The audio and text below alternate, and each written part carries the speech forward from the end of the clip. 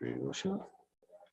Okay, we'll call the meeting to order. Welcome everybody here this morning. Just as an explanation, council isn't split. We have Councillor Hutchison is joining us virtually today, and Councillor Townsend sends his regrets. So it's not anything about that side of the council that has any ill effects. If you could please join me, we'll rise and have a moment of reflection before we start formalities.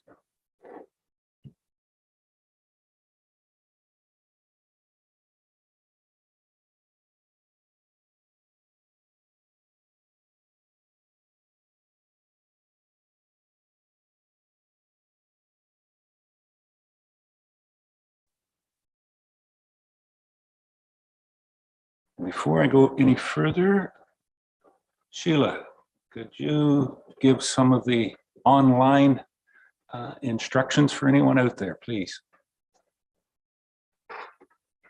Thank you, Mayor Eccles. Before I begin, if you get disconnected, you can dial 1-647-558-0588 and enter the meeting ID 891-5626-2480. It should be noted for members of the public that this meeting is being held in 2 locations, on Zoom as well as being live streamed on YouTube. Both members of staff and council have been briefed on the various features of the Zoom meeting software. Members of council and staff will be raising their hands to speak. For members of the public, if you require any technical assistance at any point during this meeting, you can send a chat message to me, Sheila Ferguson, Communications Coordinator, and I will attempt to assist you. Thank you, Sheila.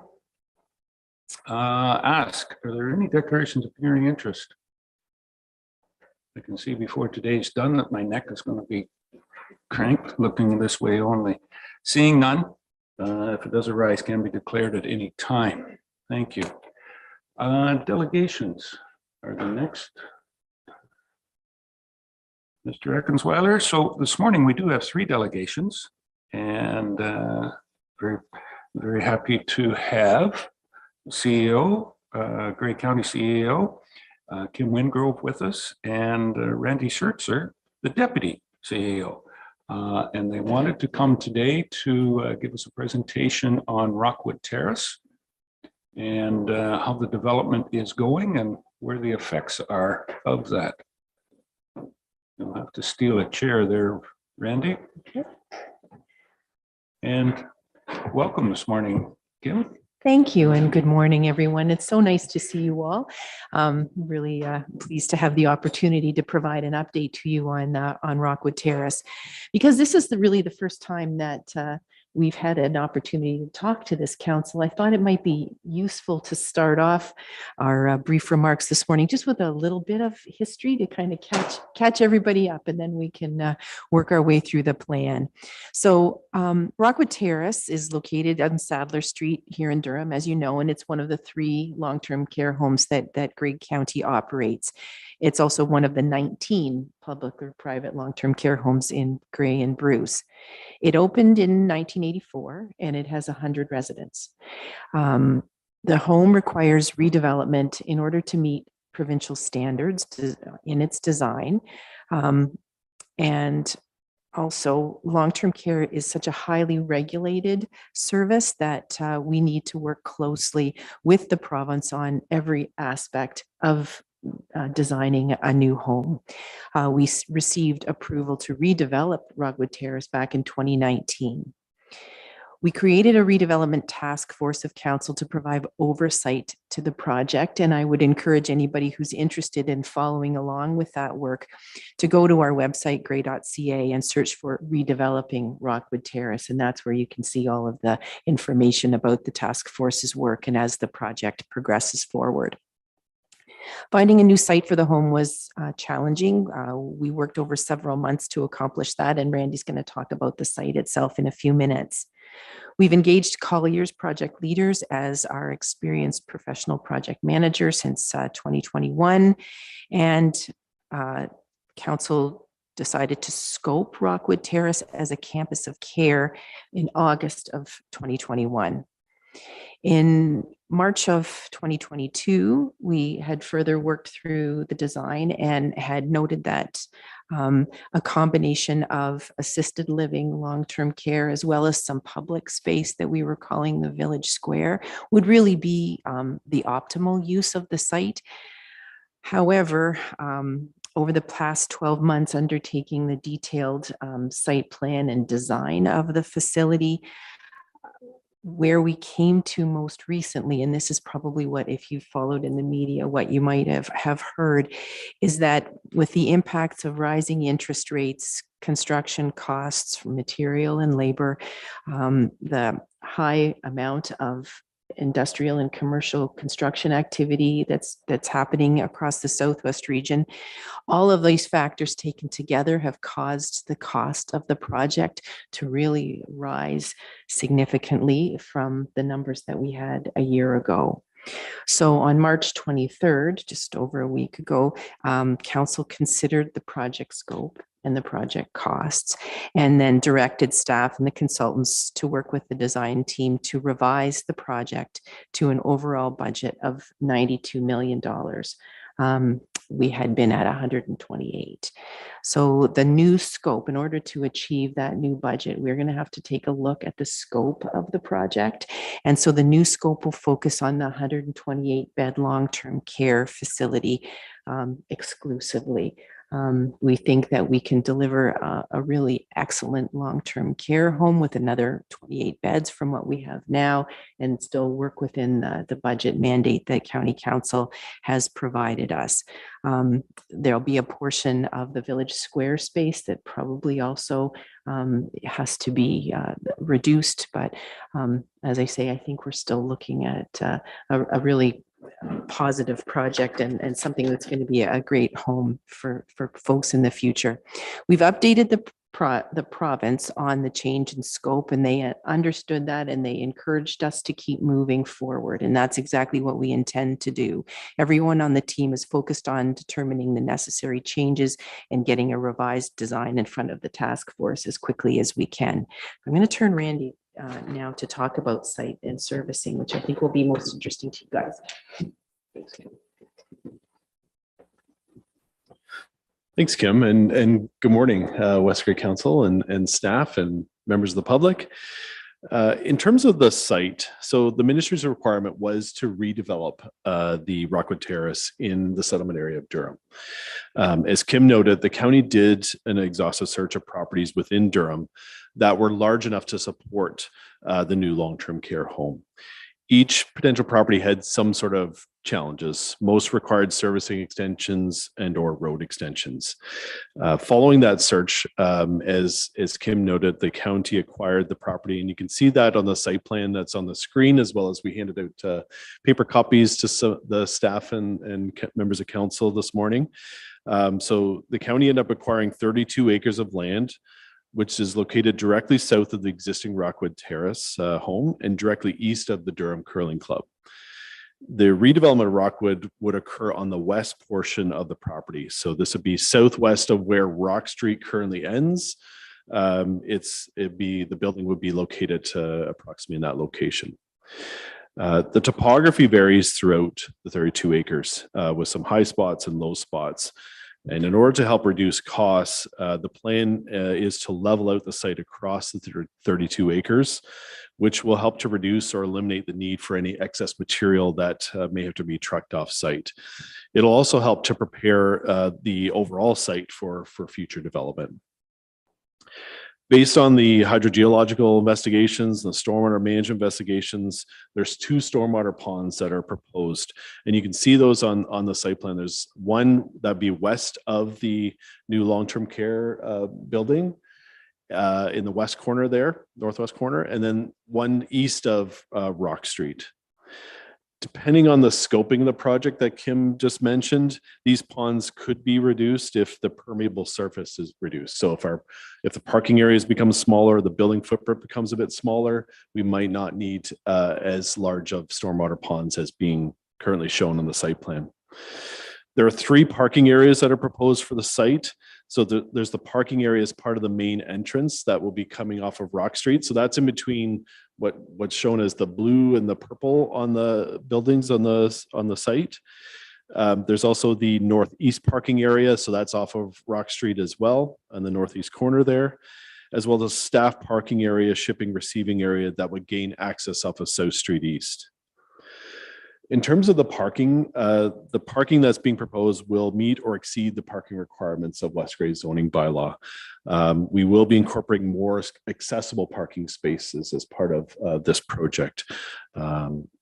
Street lights are also required on the west side of Rock Street extension and the north side of the South Street East extension. So that will also be incorporated in the design. So based on the overall grading, the stormwater management, the parking areas, the landscaping, etc., it's approximately just over $6 million to the overall project cost in terms of just the site works associated with the project. There are also some mechanical site works, some electrical site works associated with the overall development, and that adds another about $3 million to the project. So the overall site costs are approximately 9 to 10 million plus escalation allowances and contingencies. So you can see like how costs can easily creep up in terms of the overall project costs. In terms of the road extensions and servicing, initially we were thinking Rock Street would only need to be extended, and that servicing would be extended down Rock Street as well. Through further detailed design as well as recommendations from West Grey staff, the water and sewer services will be looped from Rock Street to South Street East, and that's best practices. If you can loop your services, it's the desired plan for sure. The plan at this stage is to also extend both Rock Street and South Street East, so creating a full loop of the road network as well as a full loop of the water and sewer services.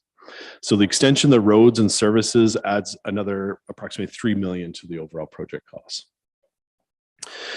By extending the roads and services, it does provide opportunities to develop the lands adjacent to the road and servicing extensions. So including the 20 acres that are east of Rock Street that the county currently owns. There are also lands north and south of South Street East that will have access to an open and maintained road, as well as municipal services that will be running along the frontage of those properties. We will be working with West Grey staff to ensure that the servicing is not just sized for the Rockwood Terrace project, but will also be sized appropriately to support future development. We can also explore options for recouping some of the costs for the road and servicing extensions that benefit adjacent lands. So that's some further discussions that we'll be having with West Grey staff, and of course, further discussions then with yourselves in terms of what options might be available. One option is to enter an agreement between Grey County and West Grey on sharing the cost of the road extensions that would benefit the adjacent lands, as well as covering the additional costs to oversize the infrastructure, as West Grey will be able to recoup some of those costs through future development charges.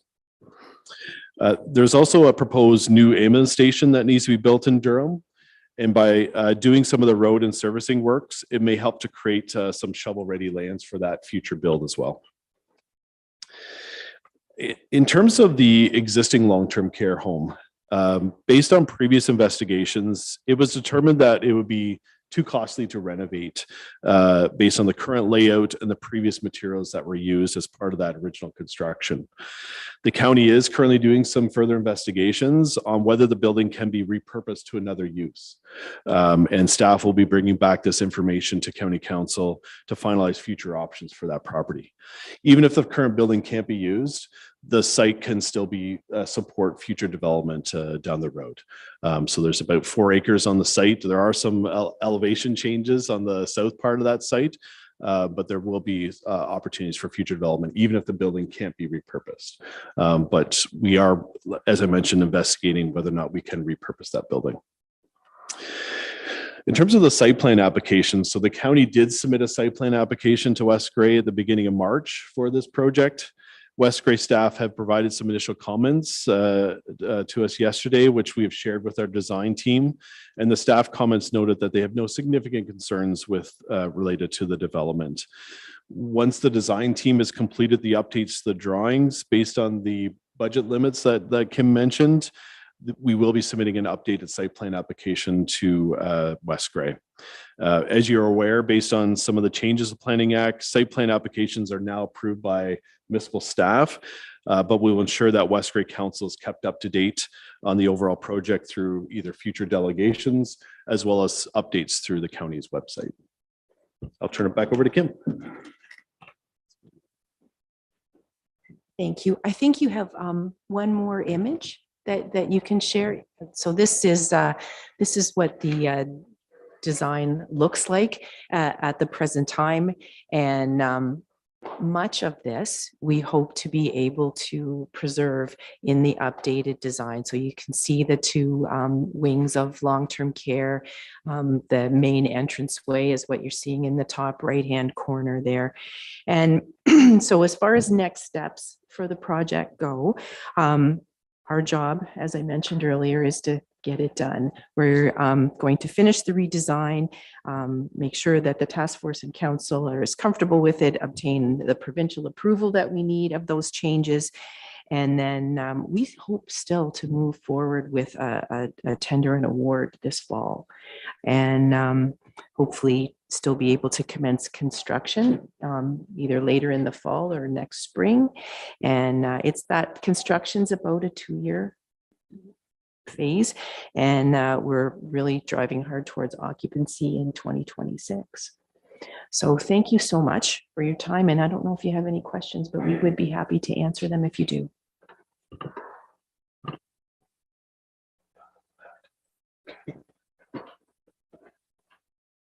I'll look up to see if Doug's there. Well, he does have his hand up, so yes, he is. Councillor Hutchison, go ahead. Thank you, Mayor. Yeah, if you look to your right, then maybe that'll be easier on your neck. So I'll be on the screen on the right-hand side if you want to look to your right. So anyways, yes, thank you, Kim, for your presentation this morning. Just a question about Rockwood with the redevelopment. Does that mean then the third floor may not exist based on it was going to be assisted living? So it'll be a 2-floor building rather than a 3-floor? Yes, that's correct. Okay. All right. And you said you are looking at some kind of maybe redevelopment of the old Rockwood rather than demolition, which was the original plan? We still have a lot of questions about that. We've had that building looked at twice, and twice we were advised that it was not really a cost-effective project to undertake a renovation there.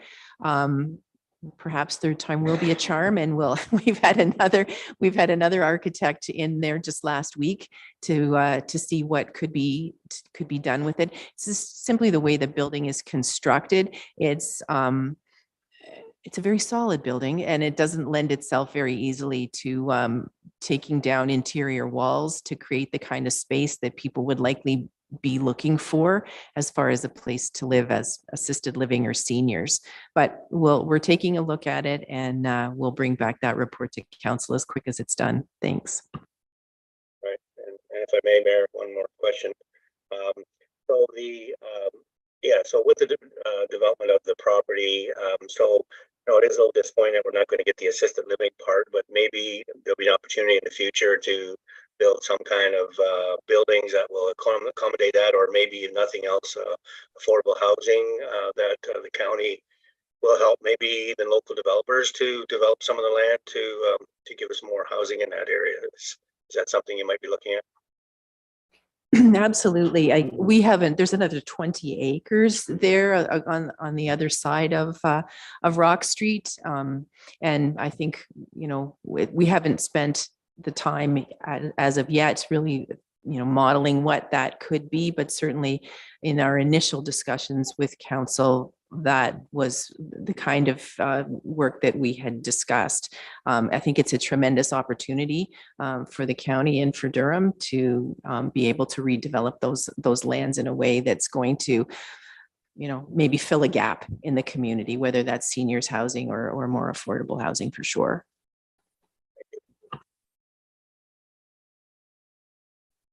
Anyone else?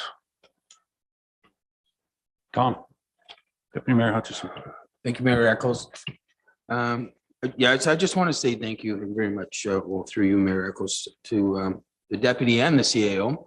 Thank you very much for coming this morning, and I think the assurance to the community that we are going forward, because there's a lot of chit chat out there, a lot of uncertainty, but I think this is actually letting the community know, yeah, we are moving forward. We've got a lot of complications, which we found out going from 92, 108, 130. It's all over the place. So I just want to say thank you very much for coming, and just let West Grey know it will happen. And we are working behind the scenes to get it done. Thank you.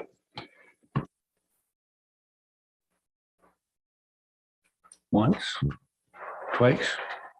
Questions, Jeffrey, Councillor Shea. Thank you, and thanks for the presentation. So just to recap, this rescoping of the project has removed the assisted living, and you said reduced the Village Square facility. What's the reduction of the Village Square facility look like? I think we have just conveyed this information to the architects and the design team. So they're working through that. We want to make sure that we're able to deliver the best possible project with the budget that we've been allotted. So at this stage, no absolute firm decisions have been made, but I just wanted everyone to hear as early in the process as possible that this was the likely changes, like just from a budget perspective, you're going to have to make some significant changes to see a 30% reduction in the project cost. So right off the hop, it was the assisted living and part of that Village Square space. Some of the Village Square space, some of that front facing piece actually has some mechanicals and back of house things in it, so that can't go. It's part of the actual footprint and the operating aspect of the home. So we'll see what we can do. Having covered outdoor space is something that we've talked about. You want a long-term care home to really feel like a home, and that means being able to have space where people can come and gather and celebrate things in that. So maybe we can keep that front facade, but maybe it just won't be as enclosed or as have the same level of finishes as what was first thought. But early days, and we'll be working through that with the architect. Thank you. And do you think the assisted living units is a down the road project, or is that just off the radar for the foreseeable future? Well, there are some synergies, right? Kitchens and laundry and things like that made it an attractive concept. But the requirements that the province puts on us from a financial perspective, there has to be a very hard line between long-term care operations and assisted living operations. What was discussed with County Council was even at just a basic cost recovery level, those assisted living units were going to be in the neighborhood of $6,000 a month in rent. There certainly is, there's no cross subsidization that's really possible with that. And so I think we need to think again about how best to deliver that, whether we're the best people to be delivering that service, or what other ways we might be able to fill what we know is a gap in the service level in the community. Okay, thank you very much. Councillor Noon. Joyce, go ahead.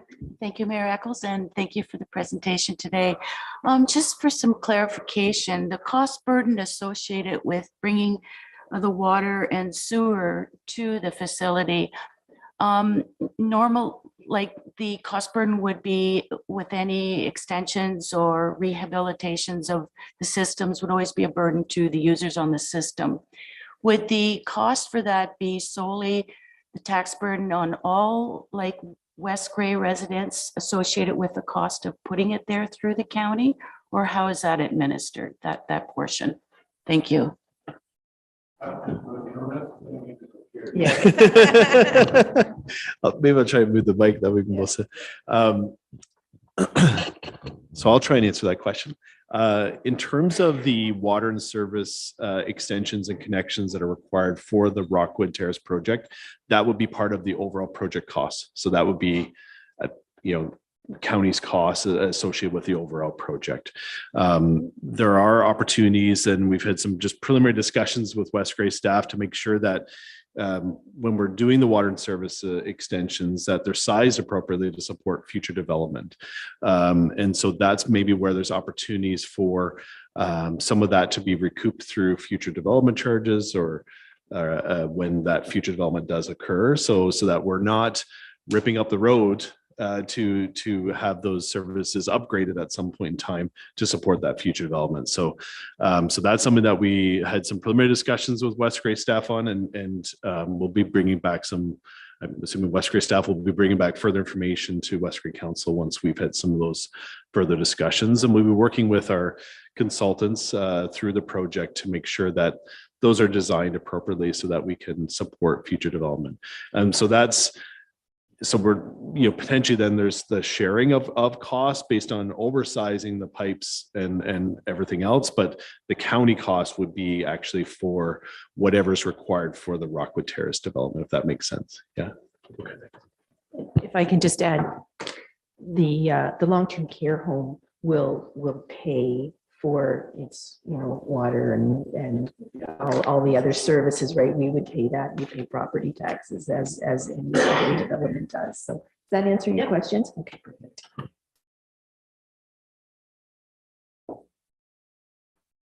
Anything further? An extremely complex issue as long-term care. We found, I think the county has found out probably in the last 25 years that since the download of that from the province to the county, and how, as I think CEO Wingrove said earlier, how prescriptive and regulated an operation like that is becoming more in the healthcare system, and for good reason too, for the protection of those individuals that are certainly vulnerable, and the reason that they need this type of facility. And trying to redo one has made some new challenges have come forward, certainly in the last couple of years, and starting in the redoing this. And I guess maybe that's one thing about my age, because I was at the day that the Minister of Health was in Durham and turned the original sod. It was supposed to be on site at Rockwood, but it was in the spring of the year, I believe in March. Snowstorm was huge. So thankfully the new arena was there, and it was done in the arena hall at that point in time. I'm not sure where they found the topsoil, but they had a box and a number of shovels. And I believe one of those shovels is still, it might be at Grey Roots, or it might be at the county building. Yeah, maybe need it for the next one coming forward. But I digress into a history lesson here, and this is just about what we're doing today. So thank you very, very much, CEO Wingrove and Deputy CEO Schertzer. Randy and Kim, you're welcome here anytime, and we look forward to continually working with the county in a good partnership in getting this project off the ground, hopefully in 2023 and completed. So we've been extended slightly into 2026 because I thought the drop dead date was 2025, but excellent, excellent. You're quite welcome to stay for as long as you want, but from a county council perspective, I understand when you're going to run out the door, you've got to get back to work, and that's good as well too. So again, thank you very much.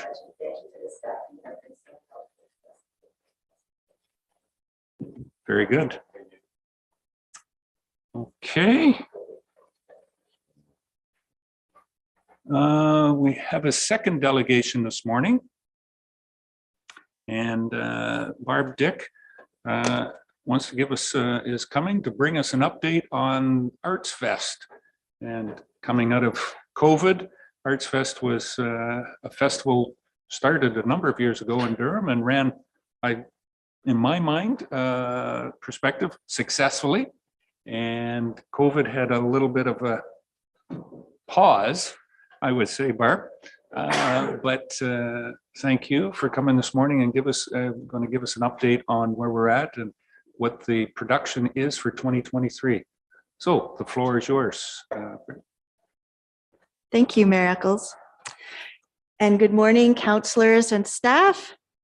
My name is Barb Dick, and my husband Tim and I own and operate the Color Jar in Durham. I am representing the Durham Arts Fest Community Group under the sponsorship of the Durham BIA. I'll just shift here so I can see a little bit better. You can see from the photos in the email of the presentation material that Arts Fest and Street Party of 2019 was an event to remember. Art, music, food, and drink brought the community together. We are excited again to offer this experience in 2023 on Saturday, July the 8th. Perhaps it's the idyllic nature of this area, or perhaps because it's cheaper than Toronto. Whatever the reason, there are many artists moving to the West Grey neighborhood. There are also many people exploring their own creativity for self-expression and just for something to do. Arts Fest is a free event that supports local artists and encourages anyone to tap into their inner Van Gogh. This year, we will be holding the event within the BIA, or the Business Improvement Area. As stated in the official plan of the municipality of West Grey, some of the objectives are to promote the downtown of Durham as a focal point for providing goods and services to the residents of the entire municipality, to encourage a mix of uses, including nighttime activities, in order to enhance the viability of the downtown, to provide cultural and recreational activities within the downtown, and to promote the pedestrian aspect of the downtown and encourage open space areas. Durham Arts Fest will do all of those things. To this end, and as a promotional event for the Durham BIA, the Arts Fest Committee proposes to use a small portion of Mill Street from Highway 6 to the first driveway for artists to sell their work in a tent village. We plan to remove the wall in the vacant lot west of Garifraxis Street North and enlist the help of volunteers to make the space safe. Then, with a clear view of the river and convenient access to ice cream at Aowen's, this location is ideal to hold family art activities in conjunction with other community groups and local puppeteers.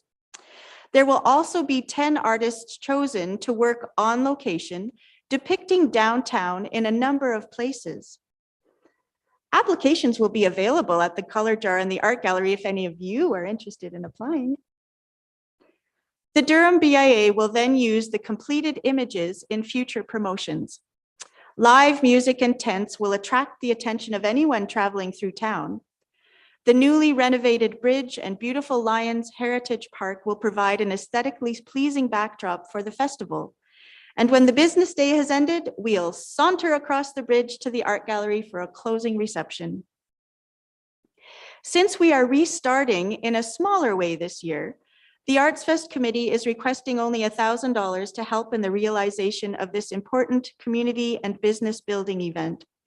We are also asking council to consider donating the use of the town hall for July 8th in the case of inclement weather. Thank you all for hearing my delegation, and I hope to see many of you and your families downtown Durham on July 8th. Are there any questions from council? Any questions, comments, thoughts? I'll lead off right now in saying West Grey is absolutely more cost effective.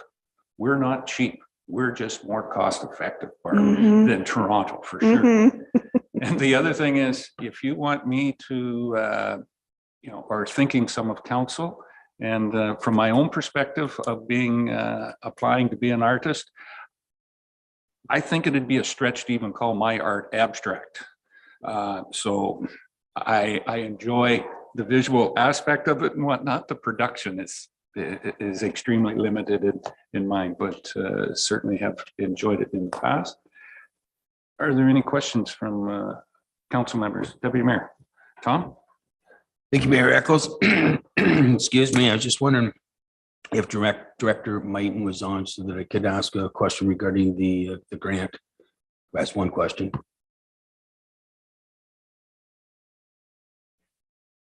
Director Mike, Carrie, you're there? You'll need to turn your mic on and then we're good.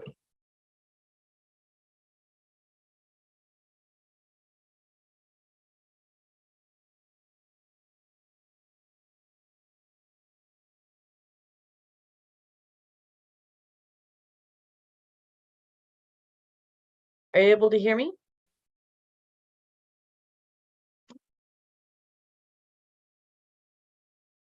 Do you have an answer for the deputy mayor there on where we're at with that portion of our grants to organizations funding? Council has an amount in their budget for grants to organizations. They have not decided on how they're going to allocate that. We will be bringing a report for the first meeting in May with some of the requests that we have received so far for council consideration. Okay, thank you, Director Mighton, and I think that's probably an appropriate time to make a decision on that with council. And I just wanted to also let you know that I know that the new chamber is certainly, they're going to be reaching out to you. They're going to be supporting one way or the other. I'm not sure financially, I'm not going to speak to that right now, but I know that they're going to certainly try to help promote that, the whole event. So other than that, I do support the festival, and I would wait for that information to come from the director to see for the grants. Thank you. Anyone else? Councillor Shea. Jeff? Thanks, Mayor, and thanks, Ms. Dick, for the presentation. I have been attending some of the meetings, so I am up to date on what is going on. Is an early May response time satisfactory to the organizers?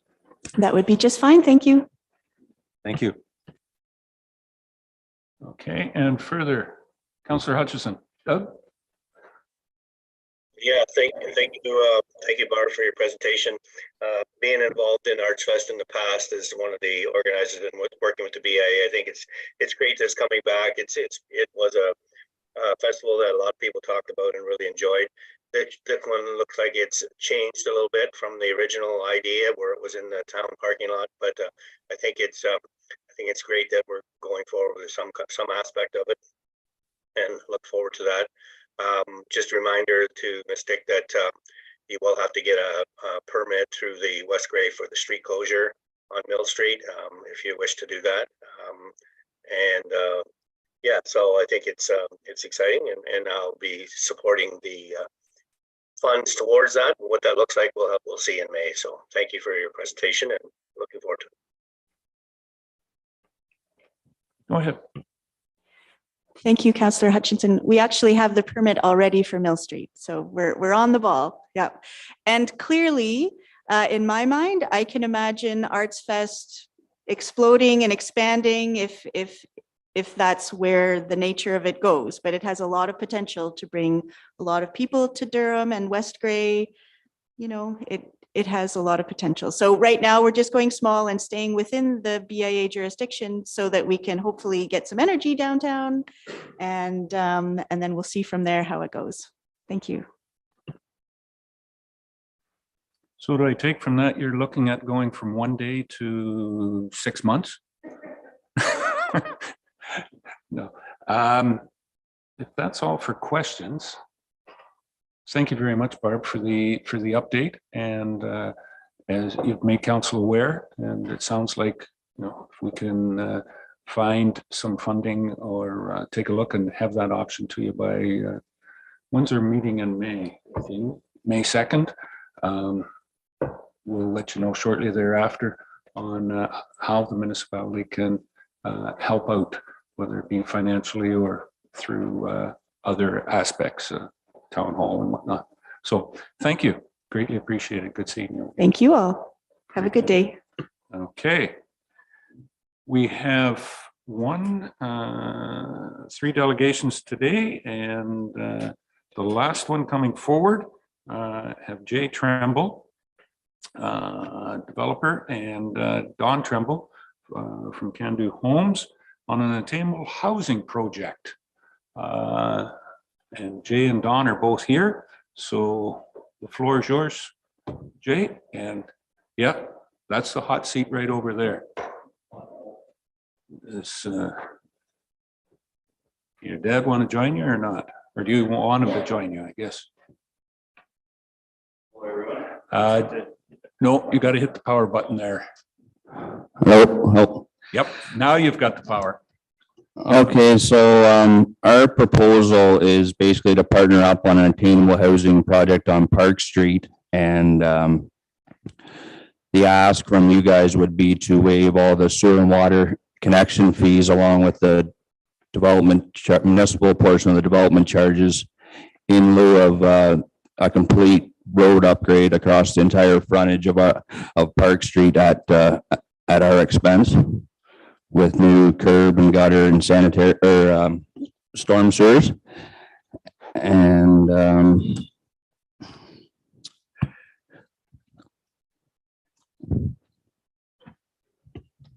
that better? So yeah, that's basically the proposal, and to have the sanitary and storm extension approved through the CLI program by July 1st of 2023, basically just on a time frame basis. So yeah, like everyone, we sent this out ahead of time, so everyone's had a look at it. It's definitely been in the package. I know I'm not going to speak for everybody, but I know that I've gone through it. Yes. And I see nods that yes, it's been there. Jay. And just for clarification, the extension you're looking at on Park is from Countess west. It would just be across the frontage of the developed land. So it would actually start from the walking path west, from the easterly lot to the westerly lot that we purchased from you a few years in the past. So you're not coming from Countess Street, not doing the whole street. No, just across the frontage of our land. Very good. Just wanted to be clear on that. And just for more clarification, there is water there already, is it correct? Yeah, the water and sanitary both extend to the west portion of the development. We've already completed the fourplex, and it'll need extended westerly to the down to Caswell's shop there. Yeah. Okay. Any other questions for any one of the Trimbles? Councillor Shea, Jeff. Thanks, Kevin, and thanks, gentlemen, for being here and for this great proposal. It's very intriguing. I'm really hoping that this goes forward. I had a couple of detailed questions. So just to follow up on the mayor's question, so if it's starting from the walking path to the frontage of the property, what's the condition of the road on the other side of the walking path? That's undeveloped, right? That's still like a rural designed road. So we would have to upgrade that at the same time, I presume. That's the areas we're developing. Everything west of the walking path is undeveloped that we're developing. Everything east is already built out and is in the plan to reconstruct over the next few years, as far as my understanding. But it's not currently redeveloped. We rebuilt out that section east of the walking path. That's correct. It's not yet. So I was just thinking, if you're improving the road west of the walking path, maybe our public works would have a comment that shouldn't we be developing the road east of the walking path at the same time? Yeah. So this upgrade wouldn't impact, being that it's a low point at the walking path, wouldn't impact the reconstruct of the lands to the east. So it could be done at a further date when budget fits that construction. Because I believe elevation is going to be a big part of the reconstruction of that road. Yes, from the walking path to the east, there'll be some grade changes, but this design won't affect any work done to the east of the walking path. But Okay, and you have talked to Public Works about that, and they think it's a good idea. yeah, and Cobite Engineering's done an overview of the whole reconstruct right out to Highway 6 and took everything into factor on that. So Okay. The comment that the proposal says, unless an inventory of building lots is created by multiple developers, having only a few developers that own the majority of lots allows them to control the market. I didn't understand what that referred to. yeah, so basically to put an attainable product on the market, for my definition, is 80% or less of the fair market housing price in the area. Developers that hold the land stock in the area are asking 200,000 to 300,000 per lot. It just makes it physically impossible to put an attainable product on the market. So if we create our own lot creations, we can absorb some of the costs through our lots to still reach that target. Okay, that's sounds very helpful. Would these units be to rent or buy? These would be to purchase. Yeah, these would be to purchase, to buy. Okay. And there's one there's one section on the drawing that says future road allowance. Is that an existing road allowance, or is that a road allowance that you're proposing we add to the property?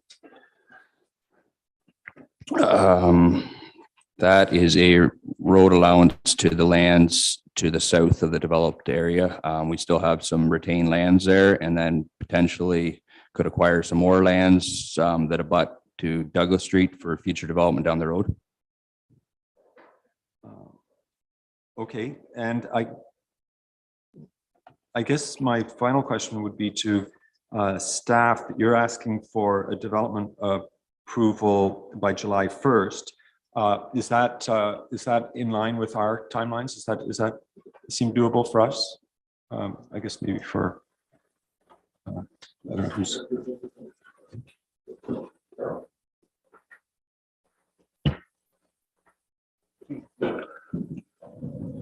The timelines are doable. Yeah, there will be some budget requirements from the municipality, even for engineering costs and some additional work, even if we're not doing the road east of the walking trail. So there will be some costs associated with that, which at this point aren't budgeted for. So there will be, we would have to come back to council looking for some additional money somewhere. Just not a large amount, but there will be some costs associated with the municipality. I don't know what those costs are at this point. We haven't investigated that yet, but. So it sounds like you guys are sort of on the same page in terms of scheduling and budgeting and preparing. Good. So if you're comfortable, I'm comfortable. Thank you. Yes, and all engineering costs to do with my frontage would be at my expense. It would just be the overview or the design from the walking path east that would be a municipal portion.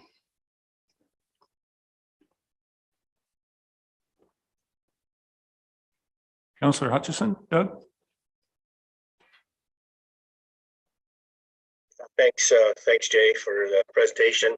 I look at this as sort of a win-win situation. I think the big factor I think is timeline and trying to bring it all together. But it sounds like it's doable, so that's a bonus. Just a question about with the redeveloping of the street. Does that include curb and sidewalk in the part that you're working on, Jay? That includes curb. Sidewalk was not included just due to the challenging grades east of the walking path. To get sidewalk out to Highway 6 would be a significant expense for the municipality. As of now, it includes storm sewers, curb, widening of the road, and base course asphalt.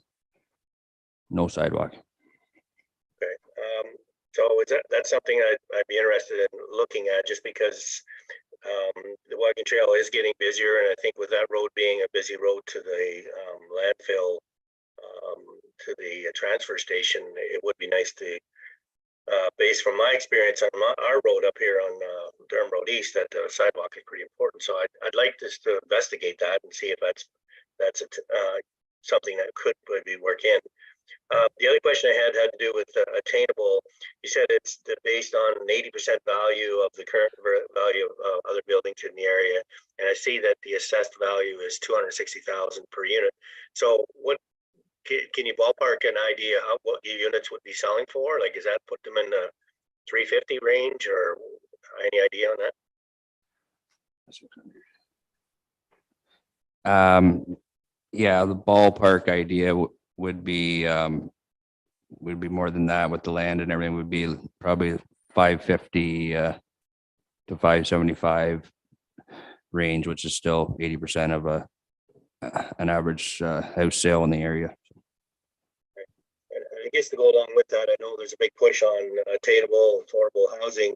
Have you looked into any government incentives to build housing that might,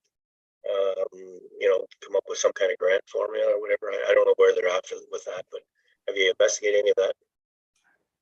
Yeah, there's recently been a bill passed that might already fulfill one of these asks to waive the both the municipal and county development charges. Bill 23. They haven't set out how they're gonna apply that bill yet, but there is some granting that way for development charges. Other than that, there's nothing available. That's sort of in your proposal anyways, is for us to waive those fees so that that you would take on the cost of the building the road, right? So that's already sort of built into this proposal. Yes, that's correct. Okay, thank you.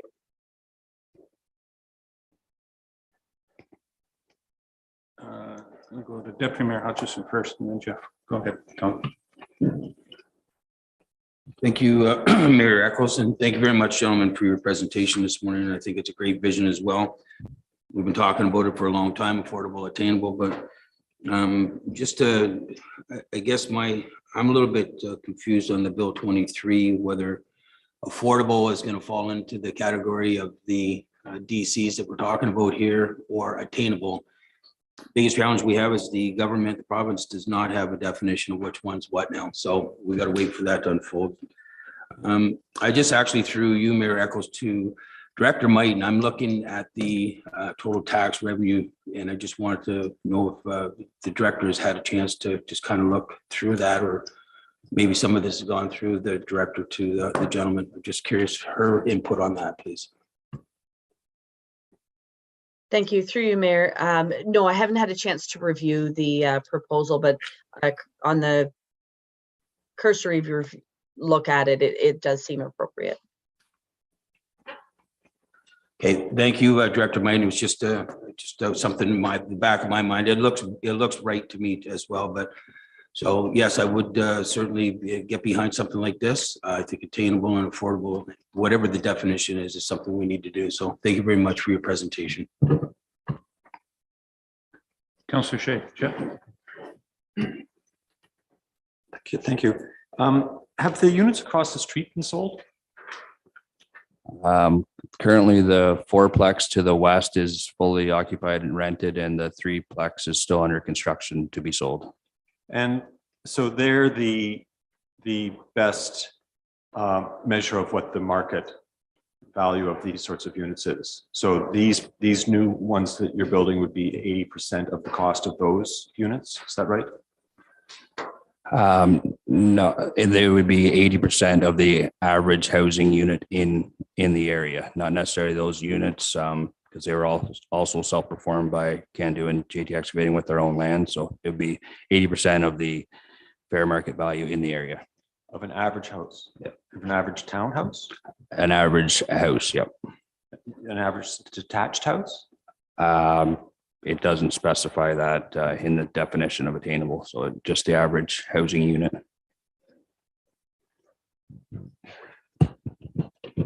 So what our goal is there too is obviously size. Come up with something 1,000, 1,100 square foot to keep the cost down too.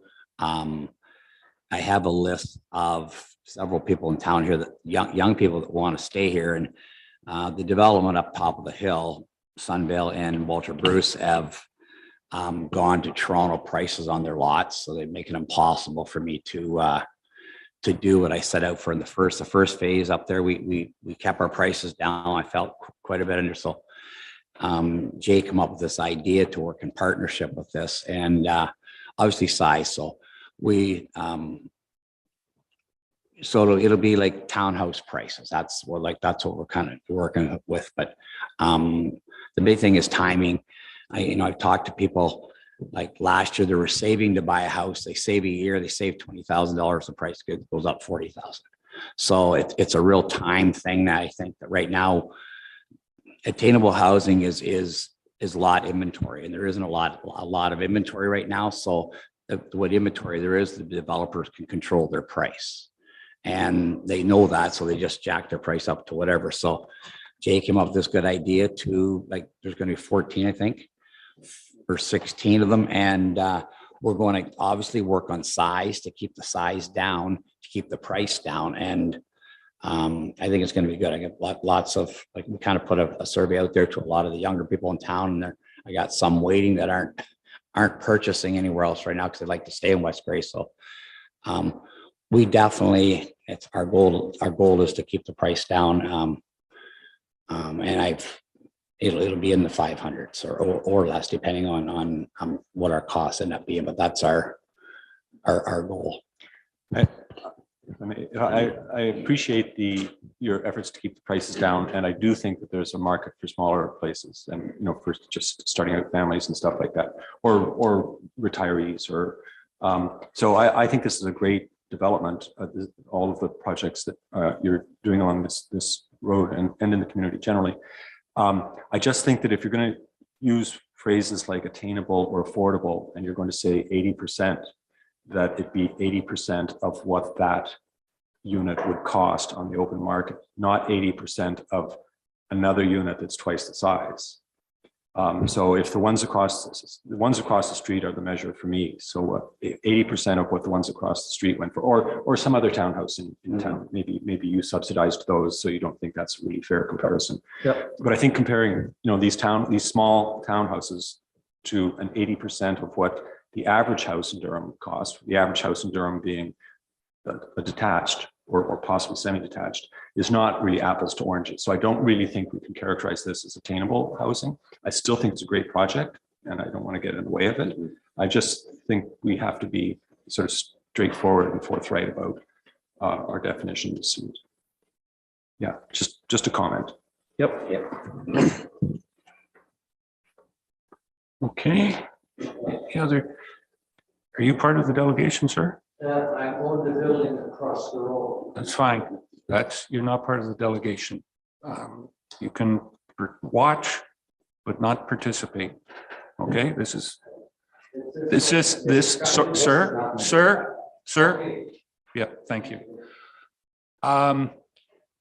Interesting concept, Jay. For a number of years, there's been work out there on, from municipal on private-public partnerships. And I'm not sure just how many that West Gray has had over the last 10 years. I think I can count them up, and I don't need to use all the fingers on one hand. But it's been something that's certainly been endorsed and promoted. And this may be our opportunity to do something along these lines. Very interesting. I'm going to suggest at this point, we'll need a little bit of time for a little extra work with staff to be able to how we can put this together and come back with a proposal.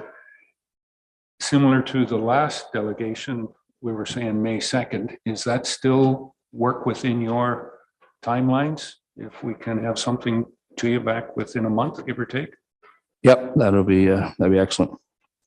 Very good. And continue to have staff work with you on putting this together, because it sounds like council here is very supportive of the concept you've put together for us today. So thank you very much. And any last comments?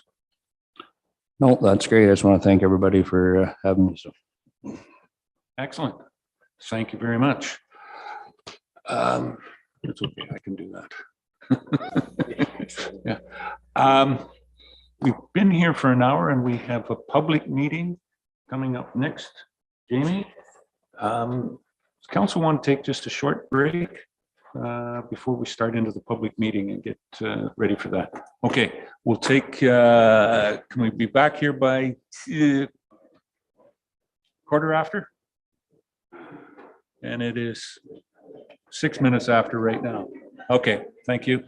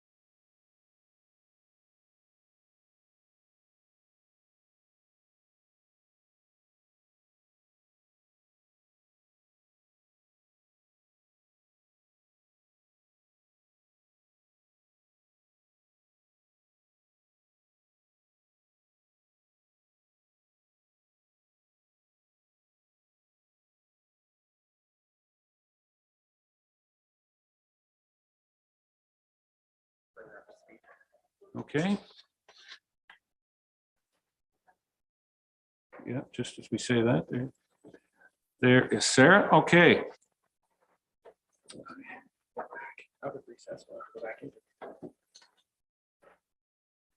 All right. I need a motion moved to recess council so that we can go into a public meeting for, am I going to use the right term here? A planning, zoning, public meeting. And if I'm not mistaken, we have 1, 2, 3 public meetings around zoning this morning.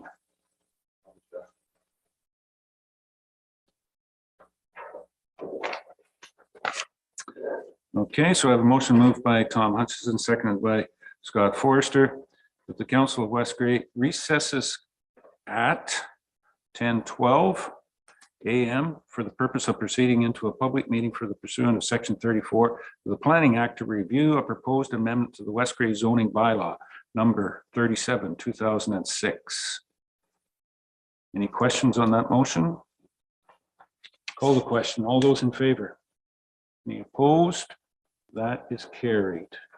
Okay, so we are now going to call to order public meeting and ask if there is any declaration of pecuniary interest, the general nature thereof, from any of the members. Seeing none, if it does arise, it can be declared. So I'll go through this one first. I would like to remind everyone that the purpose of the public meeting is to receive input from the public. Every person who attends a statutory public meeting is required under the Planning Act, given an opportunity to make representation in respect to the proposed bylaw. All submission materials of this application are available at the West Grey Municipal Office during regular business hours. If a person or public body would otherwise have an ability to appeal the decision of the municipality of West Grey to the Ontario Land Tribunal, but the person or public body does not make oral submissions at a public meeting or make written submissions to the municipality of West Grey before the zoning bylaw amendment is passed, the person or public body is not entitled to appeal the decision. If a person or public body does not make oral submissions at a public meeting or make written submissions to the municipality of West Grey before the zoning bylaw amendment is passed, the person or public body may not be added as a party to the hearing of an appeal before the Ontario Land Tribunal. In the opinion of the tribunal, there are reasonable grounds to do so. So, public meeting. This one is zoning 06-2023 Hill Silverton. Mr. Clerk, do you have any comments? Thank you, Mayor Eccles. Notice of this public meeting was circulated to the prescribed persons and bodies, posted on the subject property and mailed to all properties within 120 meters of the subject property on March 15th, 2023. The comments that were received before the publishing of the agenda have been attached to the agenda. Anyone wishing to provide verbal comments at this public meeting is asked to sign the sign-in sheet located on the speaker's table. The personal information collected at this public meeting is collected under the authority of the Planning Act and the Municipal Act. The information collected will be used to complete the zoning bylaw amendment process and will form part of the public record. Questions about this collection should be addressed to me, the Director of Legislative Services/Clerk. If you wish to be notified of the decision of the Corporation of the Municipality of West Grey and the proposed zoning bylaw amendment, you must make a written request to the Municipality of West Grey, care of the Director of Legislative Services/Clerk.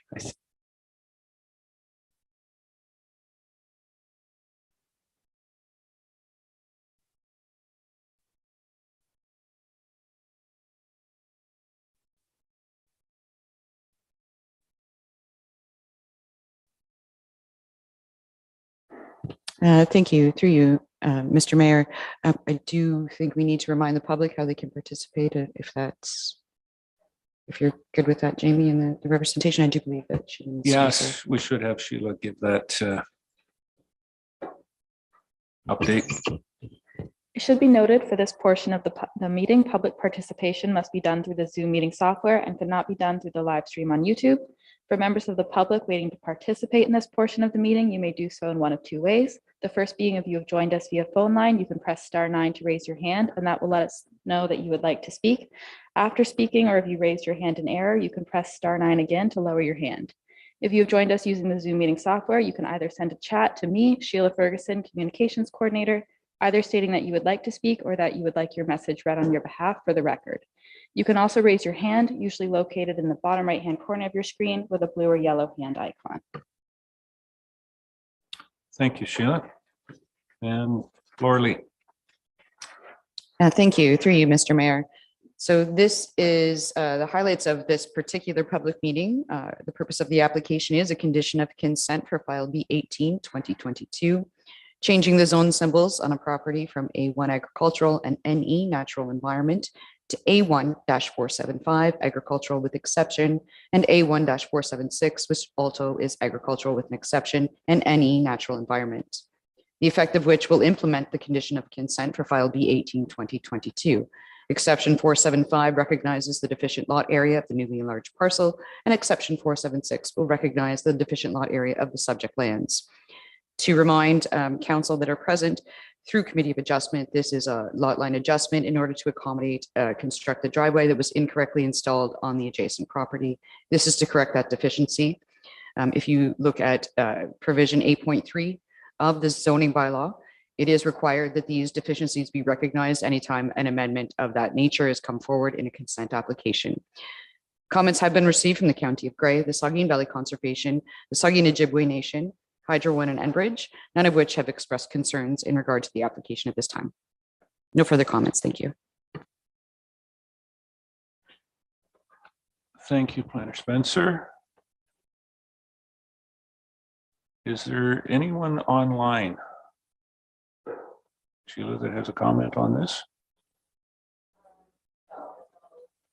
Okay, thank you. There's no one online that is asked to zoom in.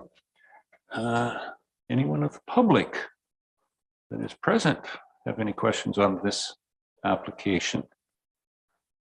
Very good.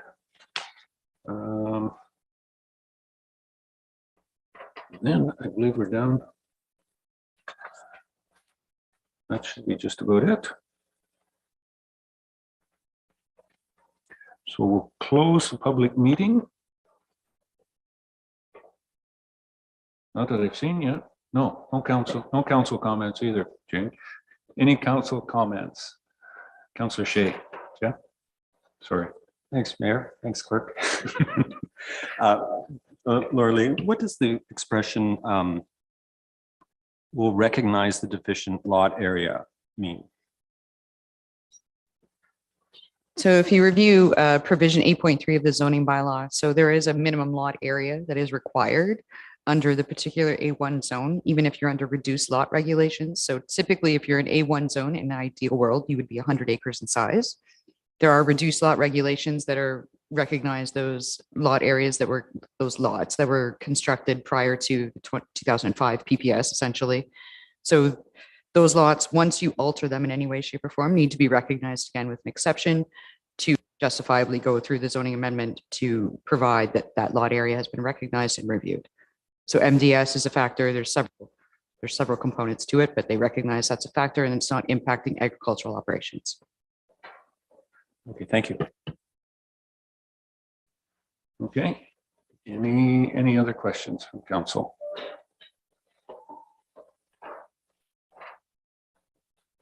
Then I will declare that this portion, the public meeting, closed for the Hill Silverton. Point of order, Mayor. Do we not have a couple other items on the closed meeting, or public meeting? Yes.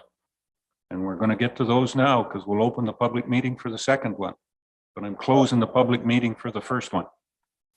Okay, my mistake.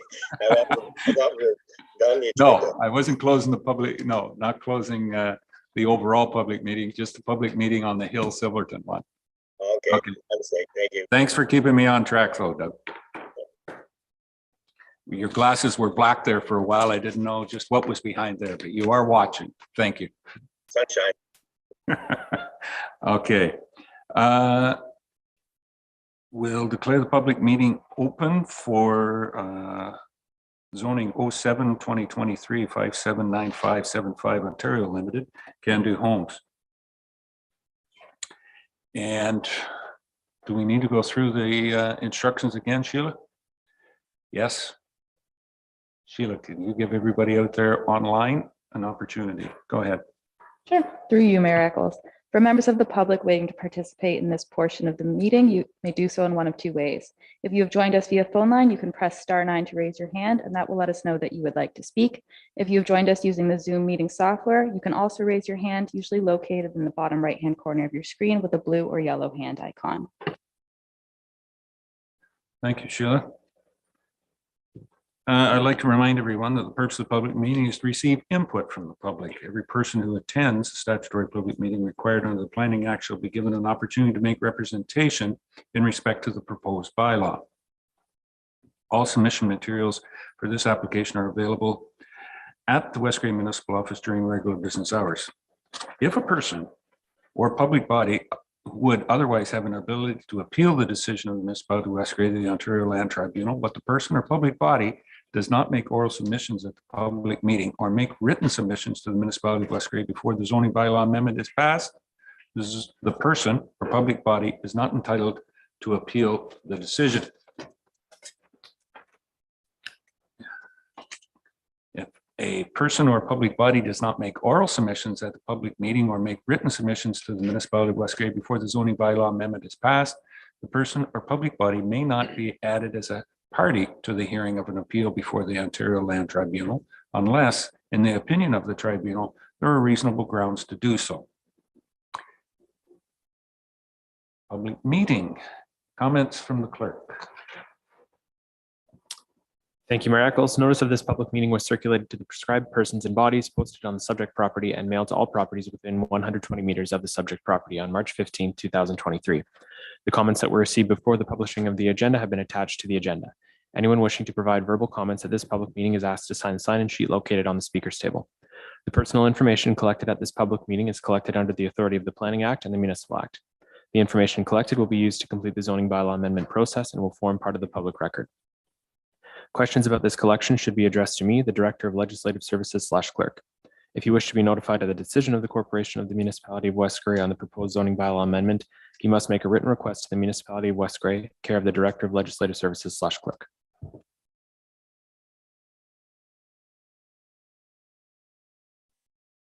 Sorry, Planner Spencer, Larley, you have comments?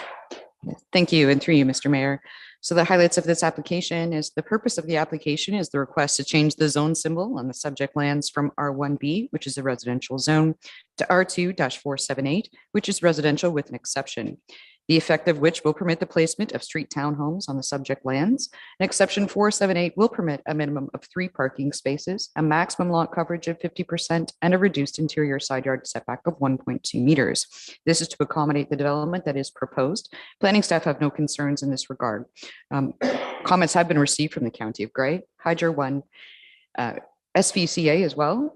No concerns were identified by those parties. There is one member of the public that is adjacent to the property. I apologize if I'm pronouncing the last name incorrectly. It's Ms. Paskuki. I'm sorry if I got that incorrect, but their concerns are with respect to the potential encroachment on their lands with respect to their location of their air conditioner.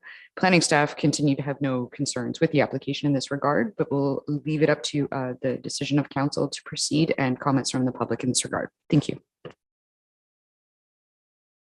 Okay, thank you very much, Laura. Comments from the public. Is there anyone online, Sheila? Can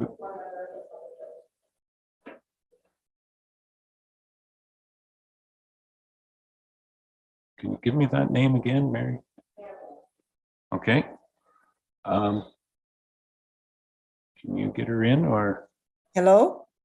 There we are. Oh, Yes, here Mary. we are. Awesome. Yes. Well, I just want to thank you. Good morning to everybody and the opportunity to be able to speak right now. Does everyone hear me? Yes. Okay, that's great. Yeah, I got that letter. I did send in a letter of concerns that I had. The two main concerns that I do have is accessing my backyard and drainage, because I've had water issues already in my basement. And with coming even closer to my property, I am concerned with water. I am concerned with accessing my backyard. But right now, with how the builder had built my home, it's a lovely home. I do love my home. But the air conditioner, yes, it just grazes it just on the property line. And so coming even encroaching closer to my space from 3 meters that it is presently before a new build gets reduced to 1.2 meters. I'm not too fond of that. And I really would like the space to remain the same. Okay. Before I go any further, could we get your last name, Marianne? It's a Pascucci, like Gucci. There we go, Larlie. Now you know how to pronounce it. It may take a couple of practice times before we get that one down pat. That's Marianne. okay. That's Thank okay. you. Any further comments from anybody on the public? Okay, I have individual in the audience personally that would like to speak. Mr. Trimble, can I ask you to just use the mic at the table, Don?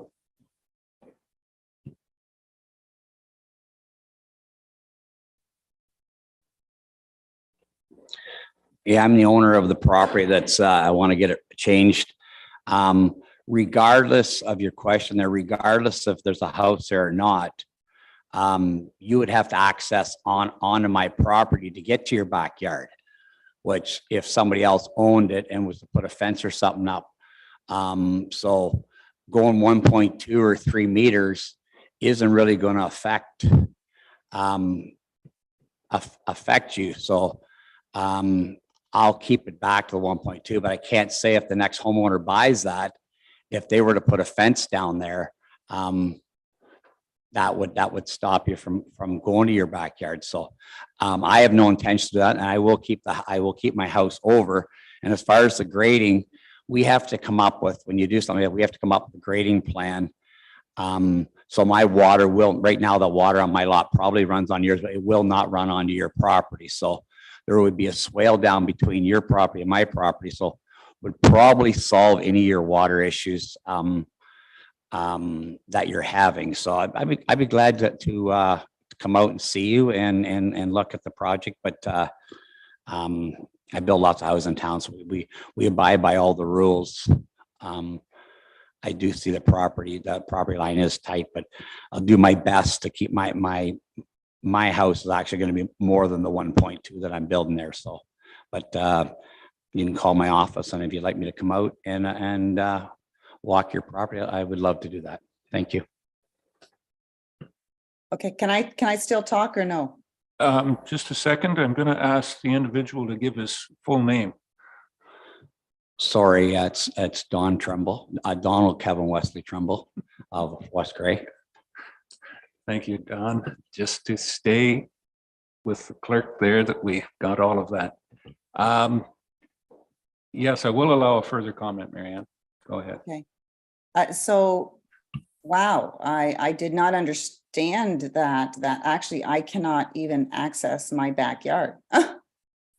So, it would just actually make it even worse if you come in 1.2 meters from 3 meters for me, even like I can't even get so I won't even be able to access to cut my grass in the backyard. I find that, I don't know how in the world that would have ever even been passed by the town that you would allow that for.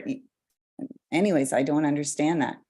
I do appreciate very much so that you will take into consideration about the drainage. I really do appreciate that. I really don't know what to say, because if it's 3 meters and then you're going to change it to 1.2 meters. Well, it's just encroaching more on my little piece of property. I guess I have no, I don't know, do you appeal or don't you appeal? It's, if I can't even right now presently access my backyard, I find that very disturbing, actually. Sorry. What I'm going to say is to Laura Lee, or maybe to Mr. Trimble, the individual online, her lot line right now, she is built very close to the lot line. So if I'm understanding this, Mr. Trimble is looking for a restriction building close to his lot line, but it's not how close he's coming to the lot line, it's how close that Marianne is already to the lot line. Yeah, please, Laura Lee. Thank you. Through you, Mr. Mayor. So the particular development that Ms. Pacucci, I'm sorry, I'm trying, has, that she dwells in, did, from my understanding, request a minor variance to reduce the interior side yard setback to permit the development. What is happening in this particular case is the zoning needed to change to permit the threeplex. In addition to that, we're recognizing a similar request essentially to permit a reduced interior side yard setback. This is all, as in my planning report, which council will review later on in the meeting. This is all as a result of Bill 23, creating affordable housing, creating more density in urban areas with full services. I don't believe the statement that the ability to access this individual's property is limited today. I believe their air conditioning unit is prohibiting their ability to physically walk on their own property boundary to obtain access to their rear yard, and an undeveloped property beside them is maybe misled where the property boundary is. A solution would be at some point in time to move that air conditioning unit to the rear of the property, which would provide sufficient access for this individual to walk through without traversing on the individual's property adjacently. And just as a second accord, the building code does not permit drainage from a development to impede on the neighboring and adjacent landowner. So that is required under the building code, and any permit that is issued for the development that is proposed next door would cover that. Thank you. Very good. Okay. So, Go ahead further, Marianne. okay. So you're saying that the town will take care of moving my air conditioner to the back of my home, and I'll have to just rip up all my landscaping along there so I can walk along basically the two feet away from my wall to go back there. I can't even fit a lawnmower in that. It's just unbelievable. I don't know how I don't understand how the town could have accepted even that kind of a bill then. Anyways, so where do we go from here with this situation? Where do we go from here? Because, yeah, what's the answer? Laura Lee. Through you, Mr. Mayor, there was no insinuation that the municipality is going to take care of costs with the result of an air conditioner that was installed after the property was constructed. That is not the statement that was made. With respect to accessing the rear of your property, I believe that you can come to some kind of an agreement to review the situation and find some access components, but it's not the responsibility of the municipality. We did not install your air conditioner. We did not require you to have it in the interior side yard. That is not the responsibility of the municipality, and that was not my insinuation by the comments. Well, it had to have been approved by the town for the builder to do what he did, right? It had to have been approved by somebody.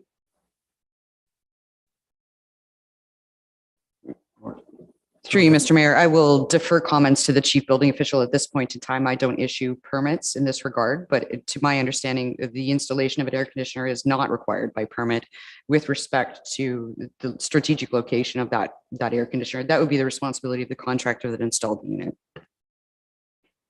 And further, I believe that where the building itself is, your house, it's got a had a restriction or an amendment to the side yard setback so that it could be that close to the property line.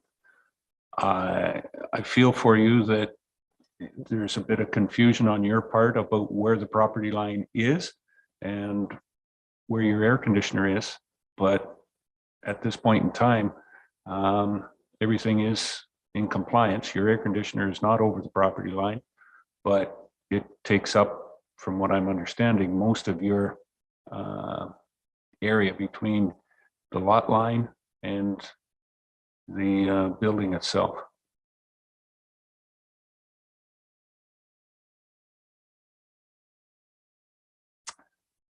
With that, is there any other comments or questions? Mr. Tremble. I'd be glad to come out and see it, but what I will tell you, I will not put my air conditioning on the side. So I can't say that the homeowner will let you access, but I'm sure when you live in a small area, but I will not put my air conditioning on the side, so there will be access. And I'm not even sure if I'm with my plans, if I'm even at 1.2. That's just when we do the zoning change, I have the ability to do that. So my air conditioner will go on the back of the house, so there will be access. As long as you get along with your neighbors, I guess there'll be access to go there, and I'll have a look at it and see to what expense it would cost to move your air conditioning to the back. I know the guy built the house. He's pretty reasonable, Sandy. Definitely help you. I would help you with this situation if you want to reach out to me. Okay, I would appreciate that, and I thank you for understanding. Thank you, Don. So yes, I would like to meet with you, and we can walk the property and discuss it. I appreciate that very much. Thank you. Okay, just call my office and I'll be glad to come up and see you. Thanks a lot for your concerns. Okay, thank you. Thank you. Okay, thank you. Any further questions from any of the council members? Councillor Shea. Jeff? I don't know who I'm asking this to, Don or Laurie. What's the definition of street townhouse compared to townhouse? Was it just the same thing? Okay. And is a freehold unit just a house that you buy? Yes. Okay. Okay. Thank you. And again, I kept the square footage down on this as kind of a trial basis for Park Street. I'm building something that's like 1,080 square feet.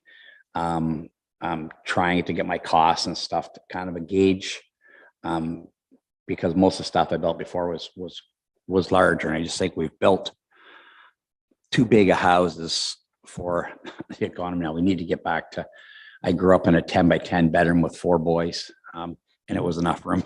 And now when people come in to buy a house, they want to have 14 by 16 bedrooms. So we're trying to get size down to, that's the only way to get costs down, is size down. And so this is a bit of a trial base. I'm going to start right away if it goes through, and that'll gauge me for Park Street and also have something to show people, because when you say 1,000 square feet, oh, it's not big enough.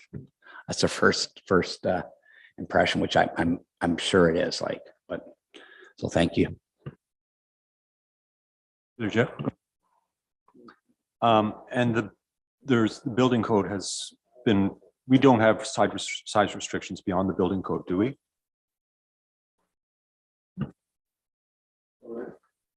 Thank you. Through you, Mr. Mayor. We do in our zoning bylaw. Depending on the zoning, there is a minimum square footage that is required. This is not an encroachment upon that minimum square footage that's required. To go back to your further question, a street townhouse is really essentially defined as a townhome that has street frontage. There are cluster townhouses as another unit which don't require street frontage. That's the only difference between the two. But we do currently in our zoning bylaw, we do require minimum square footage. However, in essence, Bill 23 changed that component when it was passed back in November. Essentially, the municipality has zero right to require a minimum square footage as long as it meets the building code. We have no further repercussions in that regard, despite what the zoning bylaw currently says at this time. We have no right to change that or require that to be changed. Okay, so we're moving away from that minimum. Good, that sounds interesting. And I did want to ask, this says reduce the interior side yard setback to 1.2 meters. And then it says a maximum lot coverage of 50%. I assume that means increase the maximum lot coverage to 50%. It was formerly some other number. Through you, Mr. Mayor. Yes, that is correct. So the permitted maximum lot coverage at this point in time under current zoning is 45%. Right. And same thing with 3 parking spaces. I assume that's lower than what was formerly prescribed? Yes, through you, Mr. Mayor, that is correct. So the requirement at this point in time would be 5 spaces. Planning staff have agreed that 1 space per unit is acceptable at this time and find no reasonable reason why we would require more. Okay, great. Thank you. Okay, any other questions from council members? Seeing none? I have one. No? Okay, one more question. Go ahead, Marion. Okay. Is it going to be a single high or like an upstairs floor to these townhouses? Don? It'll be a single. Okay. And is the appearance going to be like the ones that your son Jay was presenting earlier? Yeah, similar to that, but I'd be glad to bring you the set of plans and show you everything. I could probably do that today if you want, but it's going to be similar to what yours looks like. There'll be 1 driveway separate and then 2 driveways together. But it's going to have that same concept that which you live in. Okay. All right. That's great. Thank you. I would like to see you today. That would be, if that would work out. Getting close to lunch. What are you having? Careful what you ask for with this guy. I didn't hear what he said. I'm sorry. He said it's close to lunch. What are we having? Okay. Even just a good cup of coffee would be nice. Thank you. I'm not going to go down that hole. Thank you. Okay. Thank you, Don. And with no further comments, we'll close this part of the public meeting. The third one we have this morning is we'll open the meeting for Bartley Livestock, zoning amendment 08-2023. I'd like to remind everyone that the purpose of this public meeting is to receive input from the public. Every person who attends a statutory public meeting required under the Planning Act shall be given an opportunity to make representation in respect to the bylaw. All submission materials for this application are available at the West Grey Municipal Office during regular business hours. If a person or public body would otherwise have an ability to appeal the decision of the municipality of West Grey to the Ontario Land Tribunal, but the person or public body does not make oral submissions at the public meeting or make written submissions to the municipality of West Grey before the zoning bylaw amendment is passed, the person or public body is not entitled to appeal the decision. If a person or public body does not make oral submissions at the public meeting or make written submissions to the municipality of West Grey before the zoning bylaw amendment is passed, the person or public body may not be added as a party to the hearing of an appeal before the Ontario Land Tribunal unless, in the opinion of the tribunal, there are reasonable grounds to do so.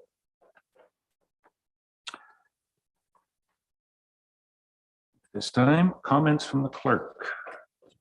Jamie? Thank you, Mayor Eccles. Before I give my comments, I wonder if we should just go to the communications coordinator for an overview on how members of the public can participate. Okay. For members of the public waiting to participate in this portion of the meeting, you may do so in one of 2 ways. If you have joined us via phone line, you can press *9 to raise your hand, and that will let us know that you would like to speak. If you've joined us using the Zoom meeting software, you can also raise your hand, usually located in the bottom right-hand corner of your screen with the blue or yellow hand icon. Thank you. Jamie. Thank you, Mayor Eccles. Notice of this public meeting was circulated to the prescribed persons and bodies, posted on the subject property and mailed to all properties within 120 meters of the subject property on March 15, 2023. The comments that were received before the publishing of the agenda have been attached to the agenda. Anyone wishing to provide verbal comments at this public meeting is asked to sign the sign-in sheet located on the speaker's table. The personal information collected at this public meeting is collected under the authority of the Planning Act and the Municipal Act. The information collected will be used to complete the zoning bylaw amendment process and will form part of the public record. Questions about this collection should be addressed to me, the Director of Legislative Services / Clerk.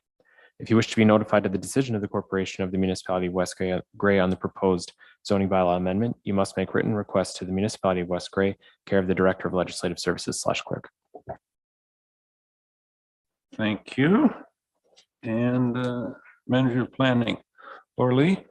Thank comments? you. Through you, Mr. Mayor. The highlights of this application is the purpose and effect of this application is to fulfill the condition of consent for files B04 2023 and B05 2023 to change the zone symbols on the subject lands from A2 rural and NE natural environment to A2 rural and A2 with exception 477 rural and NE natural environment. The effect of which will recognize the deficient lot frontage and area of the provisionally approved non-farm lots on the subject lands. Planning staff have received comments from the County of Grey and Bridgegas, the Saugeen Valley Conservation Authority, in addition to comments from Bruce County Transportation. Planning staff have found no concerns with respect to those applications, and no comments from the public in written format have been provided at this time. Staff have no further concerns with the applications at this point in time, and happy to answer any questions as required. Thank you. Thank you, Lorlee. Excuse me. Sheila, is there anybody online who wants to make a comment? Thank you. Then I'll go to any members of the public that are in the audience, which, Marianne, you look like you're the only one left and you don't have a comment on this portion. Okay. Any members of council have questions or comments? Councillor Noon. Joyce? Thank you, Mayor Eccles. The effect of which will recognize the deficit lot frontage and area of the provisionally approved non-farm lots. Was that something, I guess, previously was determined as non-farm? What does that entail? Like when, like there's absolutely no farm, I guess maybe based on the acreage of those lots, that it wouldn't be used for farm like use, for agricultural use.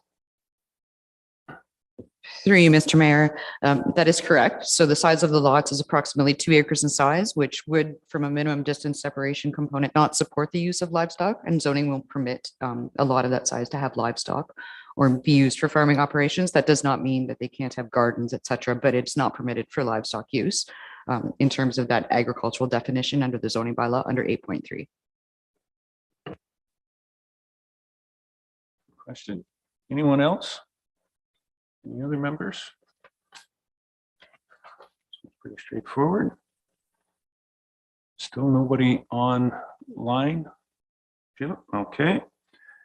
Then, if there's no other questions, I will declare the meeting closed. The public meeting for this portion closed. And that was at 10:49. You've got the times down for those ones. Thank you very much.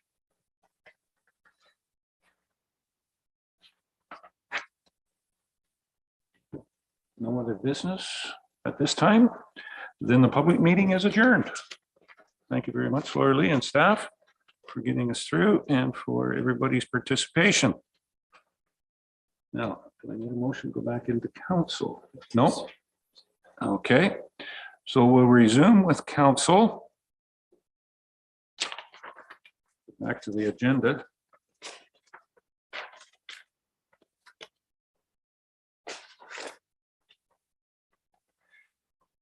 And that should bring us down to comment period.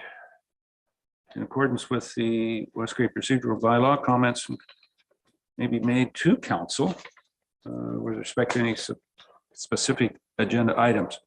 2 minutes per person is allotted. Do we have anybody that wants to make a comment?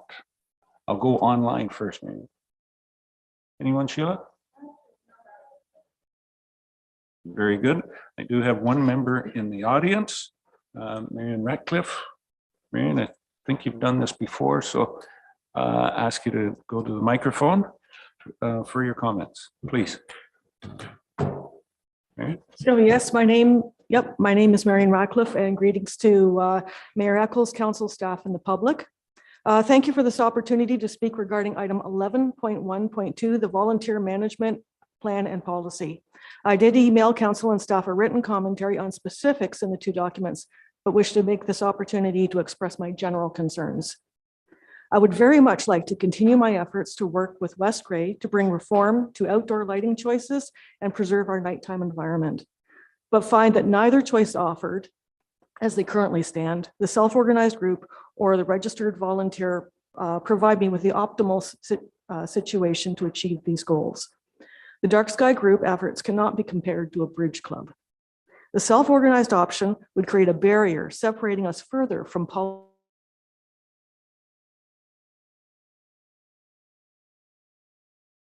combat light pollution. Chris and I have discussed it and have agreed that as things stand, we do prefer the self-organization option on dark sky efforts.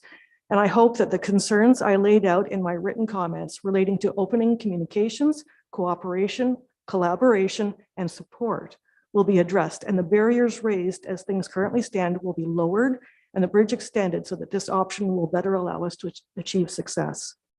The plan indicates that there will be assistance in getting the groups operational, and I hope there will be recognition that smaller groups will need more support for longer if they are to have any chance of survival.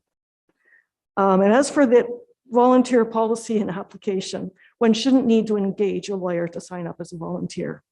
Loaded with legalese, the need for references and a police check.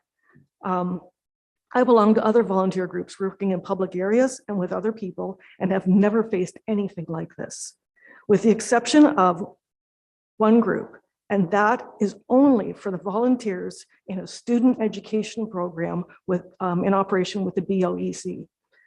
So I hope this oh, and by the way, for those people, the club pays for their police checks. The individuals do not pay for it. So I hope this document is reviewed and made more welcoming, and if required for the position, is added to those requirements.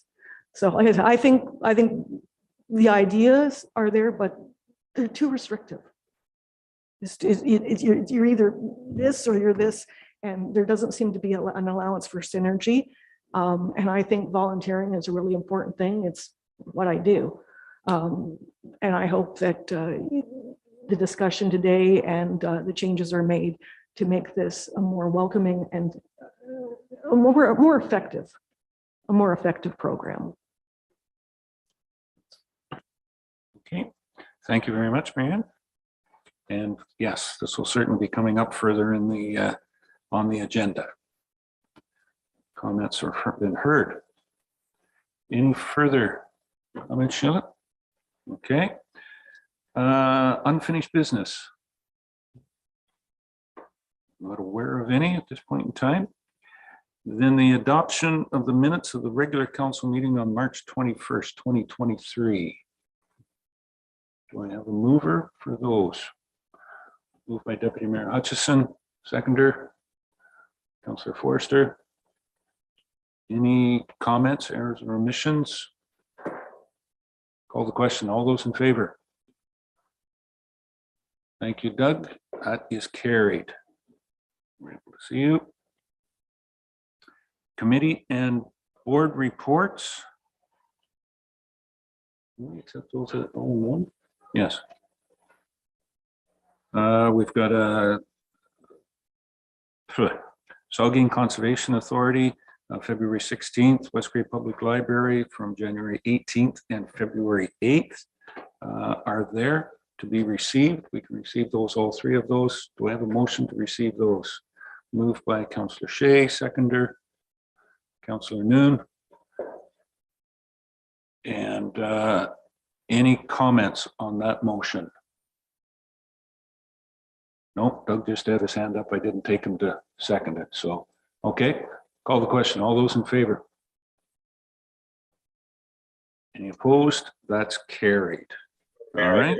I did have a question, Mayor. Sorry. Okay, comment. That's why I put my hand up. I need two hands, one for motioning and one for asking a question. Essence. Okay, jump in. Just a technical thing. Under the West Gray Public Library Board minutes, January 18th, shouldn't, when it talks about present, who's absent, shouldn't staff be included in that? Like, I think the CEO, Kim, was there, but she's not listed on the minutes. So maybe that's something Mr. Forrester or Mr. Shea, who are our reps on that, could bring to their attention. I just thought we usually include staff when we include who's at the meeting, do we not? I'm going to look for the legislative director, legislative affairs director clerk for that comment before I turn to Sarah. Thank you, Mayor Eccles. Yes, we at the municipality do list our staff in our minutes. However, these are the library board's minutes.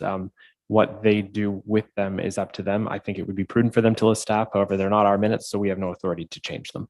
Thank you. Okay. And I see that both the individuals you mentioned have heard that, so there's something to put on the agenda for the next library board meeting. Okay.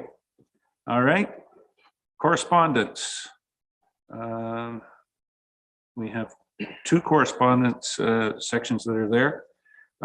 Great County's Natural Heritage Review. This one has been pulled out of the correspondence package for comment or looking for direction of how we're going to go with that. Laura Lee, this is probably in closer to you than any staff member. Thank you, through you, Mr. Mayor. I will provide a summation. In essence, as council is fully aware, Bill 23 did make some changes with respect to the ability of conservation authorities to review specific natural heritage features, which have been relied upon heavily in the past with respect to conservation authority review of environmental impact studies, etc.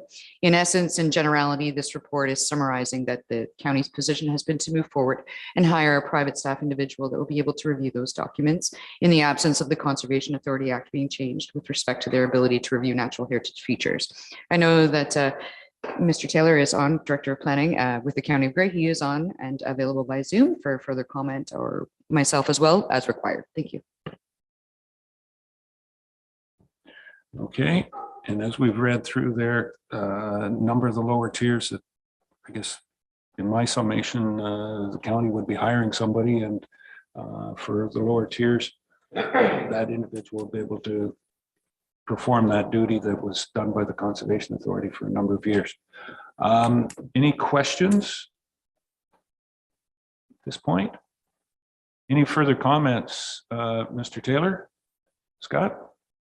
Yeah, thank you, Mayor Eccles and members of council and the public and staff for letting me speak today. Laura Lee did a good summary, and I think you've all seen the rather lengthy report that county staff put together.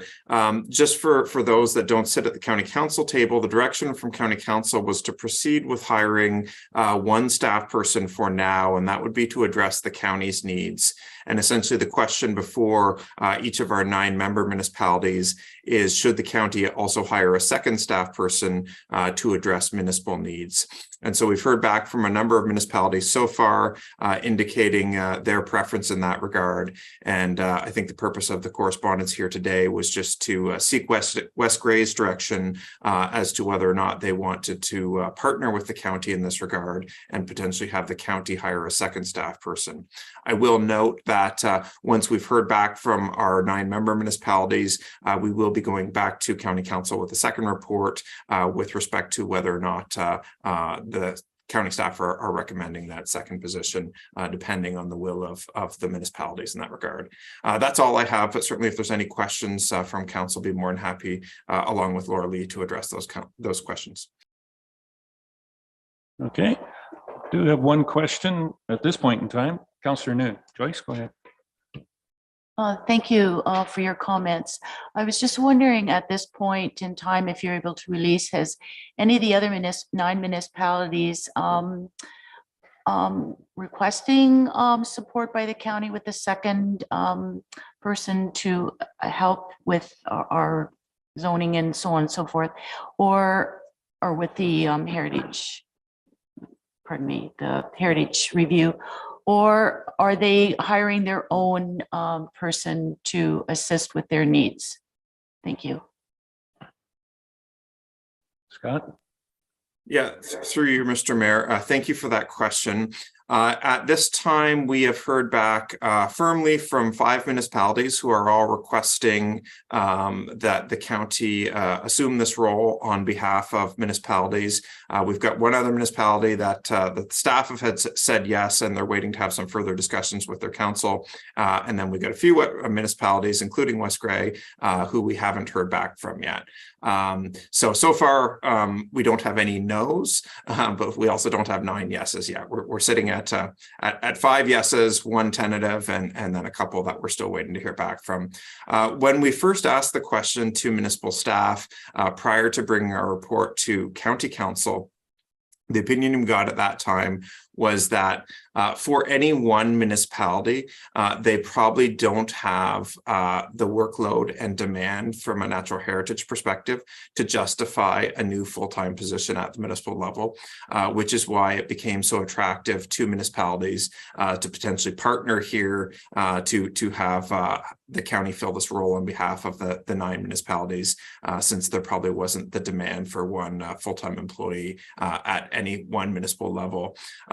As outlined in the report, the other option here that municipalities could consider beyond hiring their own person would be to look at consulting resources in that regard.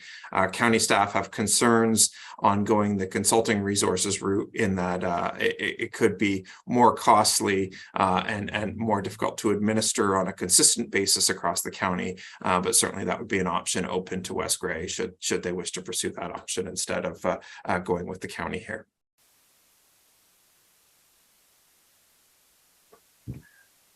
But further to that consistency, I think, and noted in the report, at the present moment, we have 4 conservation authorities, and each one does things slightly different. Maybe I'm playing my hand. I'm still not certain that a consultant is not the answer, but anyways, that is an opinion. Laura Lee. Thank you. Through you, Mr. Mayor, just to echo on the comments from Director Taylor, I will state that the unfortunate component of hiring a consultant would be that someone is paying to do an environmental impact study through a consultant, paying for that study to be completed. Utilizing a private consultant means they're going to have that document peer reviewed by another consultant. In essence, the cost is quite significant, unfortunately. As planners, we cannot ignore the provincial policy statement, and the natural heritage review has to occur. So if from a staff perspective, supporting the county hiring consultant or an individual that works for the county that does the same basis for the entire county of Gray is more consistent and effective than hiring individual consultants, municipality by municipality. That's just an opinion from staff. Thank you. So noted. Thank you very much, Laura Lee. Any further questions, Mr. Hutchison? Councillor Hutchison. Doug? Yeah, just for clarification purposes. So in the past, the Southern Valley Conservation Authority would do this service for us, and a presumably fee would be charged to us or to the client. And I'm looking for maybe our planner to clarify what I'm saying here. And then, but in this case, if the county hires a staff, then we would have to reimburse county for their work, or the client would have to reimburse the county for their work. So the charges would be basically the same. It's a matter of who does the work, whether it's a conservation authority or whether it's a staff member at the county level or whether it's a consultant. Am I right on that? Maybe planner can clarify that. I'll ask Laura Lee to make an interpretation of what your feelings are. Okay. So thank you, through you, Mr. Mayor. So in essence, when late November of 2022 occurred, the Conservation Authority lost their ability to review natural heritage features immediately. So as of right now, staff are reviewing those documents internally at the local level. I can't speak to the fees and charges that were in the balance in between what the county may anticipate they're going to charge or what that looks like. And I will defer to Director Taylor's comments in that regard. However, really, in essence, at this point in time, there is no Conservation Authority review. The province were direct, late November 2020, I believe November 28th. Correct me if I'm wrong, Director Taylor, but That's it. They cannot review natural heritage features. And so anything involving an environmental impact study is no longer in effect. Scott? Thank you, Mayor Eccles, and thank you, Laura Lee, for that response. Just to build on Laura Lee's response, she's correct that the legislation passed in late November. This particular change took effect on January 1st of 2023. And Councillor Hutchison, essentially what's happening here is the Conservation Authority will still be reviewing all matters for natural hazard purposes, so they will still have a fee that is charged back to proponents and developers in that regard. And then the question before council today is how West Grey wants to handle the natural heritage matters. And so one option might be that you ask the county to coordinate this for you. The exact funding mechanism hasn't been worked out for how that would be funded, but some of the options outlined in the report include the county reviewing our fees and services bylaw to possibly look at upping our fees to help pay for positions like that. It might also include reviews to your own municipal fees and services bylaws to look at charging a fee, but essentially the applicants will still be paying a Conservation Authority fee, and they may or may not be paying higher county or municipal application fees where there's county or municipal applications. The one further thing I should note there is that we have had instances in the past where we as a county needed to go to a peer review on environmental impact studies. We've been finding those costs have been coming back at roughly $6,000 to $12,000 per application. It's anticipated that should the county be able to bring resources like this on staff, our fees would be significantly lower. And our thought is that if we have sort of the purchasing power across the county and the 9 municipalities to hire staff in this regard, that we could perform this service at a lower cost to the end user, being the developers and the proponents, than if we were going out to consultants in that regard. We have been chatting with our friends in Bruce County who are currently using consultants as an interim approach, and we've heard from developers there that they're being assessed roughly $4,000 to $5,000 per application for those reviews as a retainer fee. So, if you're only ever doing 1 or 2 applications a year, then I would say certainly consultants would be the cheaper option. But if we think we have the collective need across the county, then in my opinion, perhaps the staff approach would be the more cost-efficient option in this regard, noting, of course, there'll need to be some further details worked out on how that gets funded, whether it be through increased application fees at the municipal or county levels. Okay, thank you. So if I may, Mayor, just to further comment. Yes? Yes, go ahead. Okay. Sorry.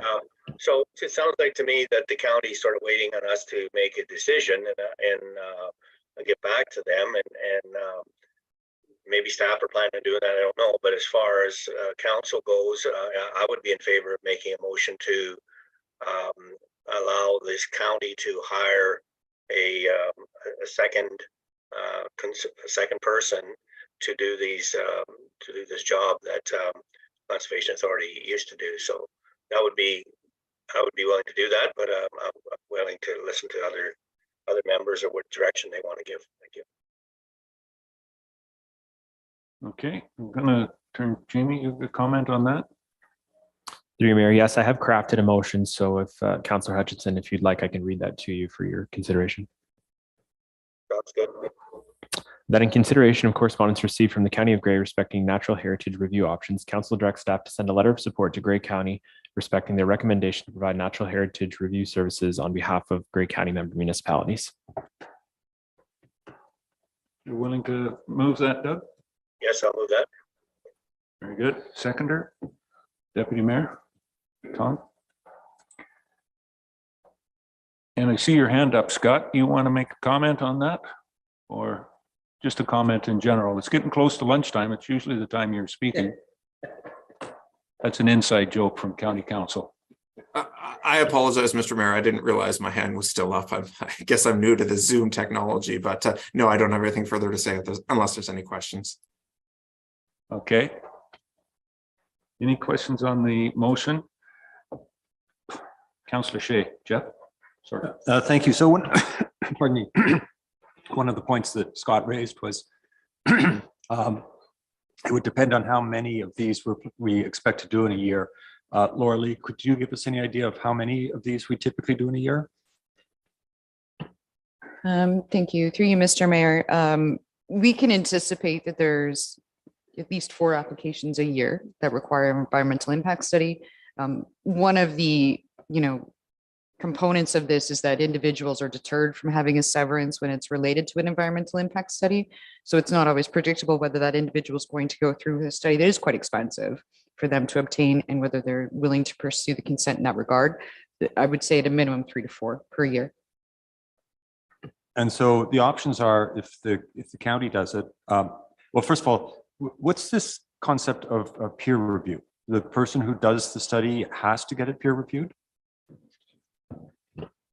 If I may, through you, Mr. Mayor. So the concept of a peer review is essentially a qualified individual needs to review a natural heritage study. So the study is not taken at hand, and there is the components of reviewing that study is full and complete with respect to the scope of the study and what was required to be addressed.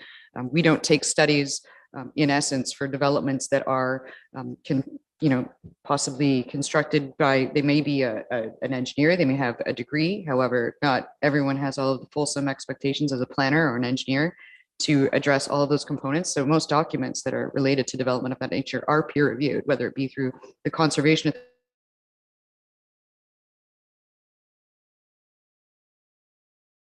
Somebody would need to peer review it. If the review is done by our staff, somebody would need to peer review it. And if it's done by the county staff, someone would need to peer review it? No. If I may, Mr. Mayor, so it's 2 options. So first and foremost, the county would be hiring a qualified individual, which they are hiring one staff member who would be the peer reviewer of the document that was completed by a private consultant on behalf of the applicant. As planners and staff in general, we are not certified to be reviewing natural heritage features. If we do not support the county's position in hiring a second staff member to support the uptake in what those applications and the review at the county level might look like, it would need to go to a private consultant for peer review. So they would essentially, what I was getting at earlier is that an individual would hire a private consultant to conduct the environmental impact study, which occurs to date. And then they would have their environmental impact study then sent to another private consultant by the municipality if we don't support the county in this, and that private consultant would peer review it. So they would be essentially paying for the same report twice. Thank you. And I thought that you said that since the Saugeen Valley was prohibited from doing this late last year, that our staff has been doing it. Through you, Mr. Mayor, just as a matter of correction, we don't have any environmental impact studies in front of us at this point in time that weren't already commenced for review through the Saugeen Valley Conservation Authority prior to January 1st. If we get an environmental impact study at this point in time, if the county has not hired a private or an individual on staff, we will have to get a private consultant to review it. But we have nothing on file at this point in time that currently isn't already under review prior to January 1. And so I think you are supporting the motion that is on the floor? Or do you have a different recommendation? Through you, Mr. Mayor, it's not a question of my support. Staff recommendation is that to support the county in hiring a consistent individual on staff. I see your hand is back up, Scott. Did you want to make comment? Yeah, thank you, Mr. Mayor. In this case, just in response to the councillor's question and Laura Lee's responses. So the one matter is definitely having somebody on with the ability to review those environmental impact studies. The other matter that's covered in our staff report is with respect to when someone comes to the West Grey counter looking for a development application or looking to develop on site. And in the past, what would happen is Laura Lee and her team, as well as county staff if needed, and or the Conservation Authority would engage in pre-submission consultation. And one of the key questions coming out of that is, are there any studies needed? So is an environmental impact study needed? And there's times when everybody said yes, and the developer was sent off to do an environmental impact study. And then there was many other times where the Saugeen Valley Conservation Authority would say, hey, listen, you might or might not need an environmental impact study here. Let us go out to the site, we'll walk the site, we'll have a look, and we might be able to determine a building envelope on site, which would negate the need for that environmental impact study. So if the county is to hire a planning ecologist, it's this portion of the role that the Conservation Authority used to fill that the county would also hope to fill, because when an environmental impact study is needed, it can be an 8 to 12 month study, and it can be quite costly on the proponent. So if there are cases where we have a qualified individual that can go out and walk the site with a proponent, and in some cases either say, no, an environmental impact study isn't needed, or yes, it's needed, but we could look at a very scoped study in this regard. We believe that will save landowners and developers time and money in that regard. Otherwise, county planning staff might need to err on the side of caution and just say, well, listen, we don't know for sure if it's needed or not. So to be on the safe side, we recommend a study is completed in that regard. And we see that constantly on anything that comes from the Conservation Authority, natural hazard, and then there'll be some comment about natural heritage. And for the most part, as both Laura Lee and Scott have said, natural area, yeah, the whole impact study is not required. Can be done by qualified individuals. Councillor Hutchison. Doug? Sorry, I don't have any further questions. Thank you. Okay. Anything further on this? So at this time, if I'm just to be clear on the motion, it's to support the county, basically support the recommendation that County Council has given to have the county employ and look after that portion of the PPS for natural heritage to be done by county staff. The interesting point, I think, from my perspective, if I could just speak for a second, is it was commented there that yes, Conservation Authority has been doing it on a normal case to do a natural heritage from their perspective. The application for an amendment or anything from the conservation to do natural hazard is $700, and to do a natural heritage at the same time for their comments is another 500, give or take. With them coming out of doing natural heritage, there's a debate across the province, will those fees be lowered? And I think that was to your point, Councillor Noon. At this point, I'm not positive. As Director Taylor had said, for the simple fact that Conservation Authority is going out, and how much of that is, for the natural heritage or natural hazard in their visitations. Maybe it will. Some of the conservation authorities are going to be adjust. Now, here's the other thing. Can they adjust that they can lower their fees? Because at the present moment, there's a freeze from the province saying that they can't lower their fees, or can't adjust their fees. And I'm saying it's for a year, and it hasn't really been, we want to lower them. Can we lower them, or we just can't raise them? Yeah. So stay tuned for that answer coming forward. Very similar to, what is the definition of an affordable house? Laura Lee, you want to jump on that one? Through you, Mr. Mayor. So just a point of clarification, there is no definition from the province at this time toward attainable housing. There is no definition. Aptly proportioned by our deputy mayor. I will state that the definition that was being explained earlier today was the definition of affordable housing, which is 80%, as stated. However, there's some speculation on the demonstration of that. I do know that the U2023 PPS is pending and is to be released through the rumor mill very shortly. So that should provide some clarity for everyone.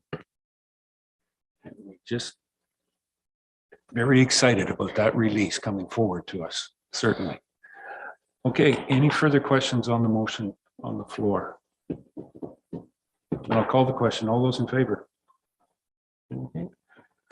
That is carried unanimously. Okay. Thank you very much, Director Taylor, Scott, for being here. We'll let you get back off. Should have asked him whether the CEO got back to work or not. Durham Agricultural Society. This one has been pulled for needs direction. Agricultural Society is looking for their fall fair overflow parking. Any further comments on this, Jamie? Through you, Mayor Eccles, no, none at this time. Just if council wishes to provide that parking, we would just need a motion stating such.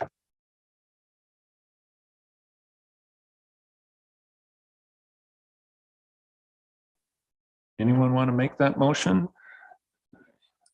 The interesting point about it, for most functions at the arena, that is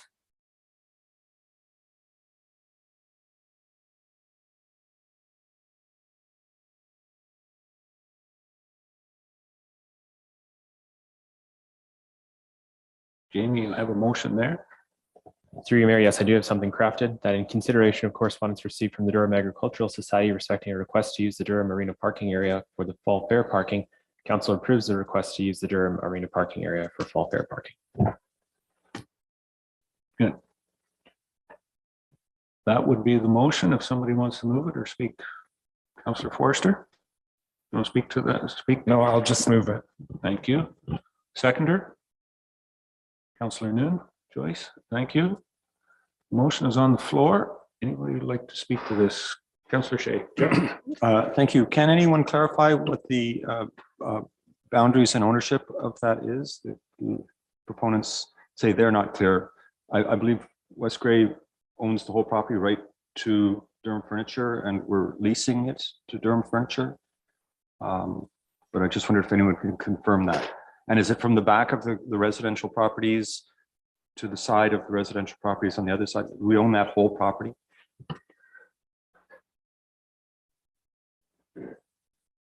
Staff want to take a stab at this? Fine. Laura Lee? Yeah, you're the one that's been designated. I'm not sure want is the word here, but I will provide you with the information that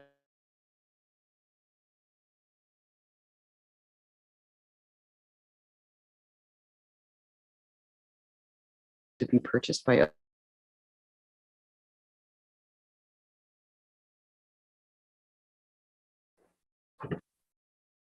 and I believe it's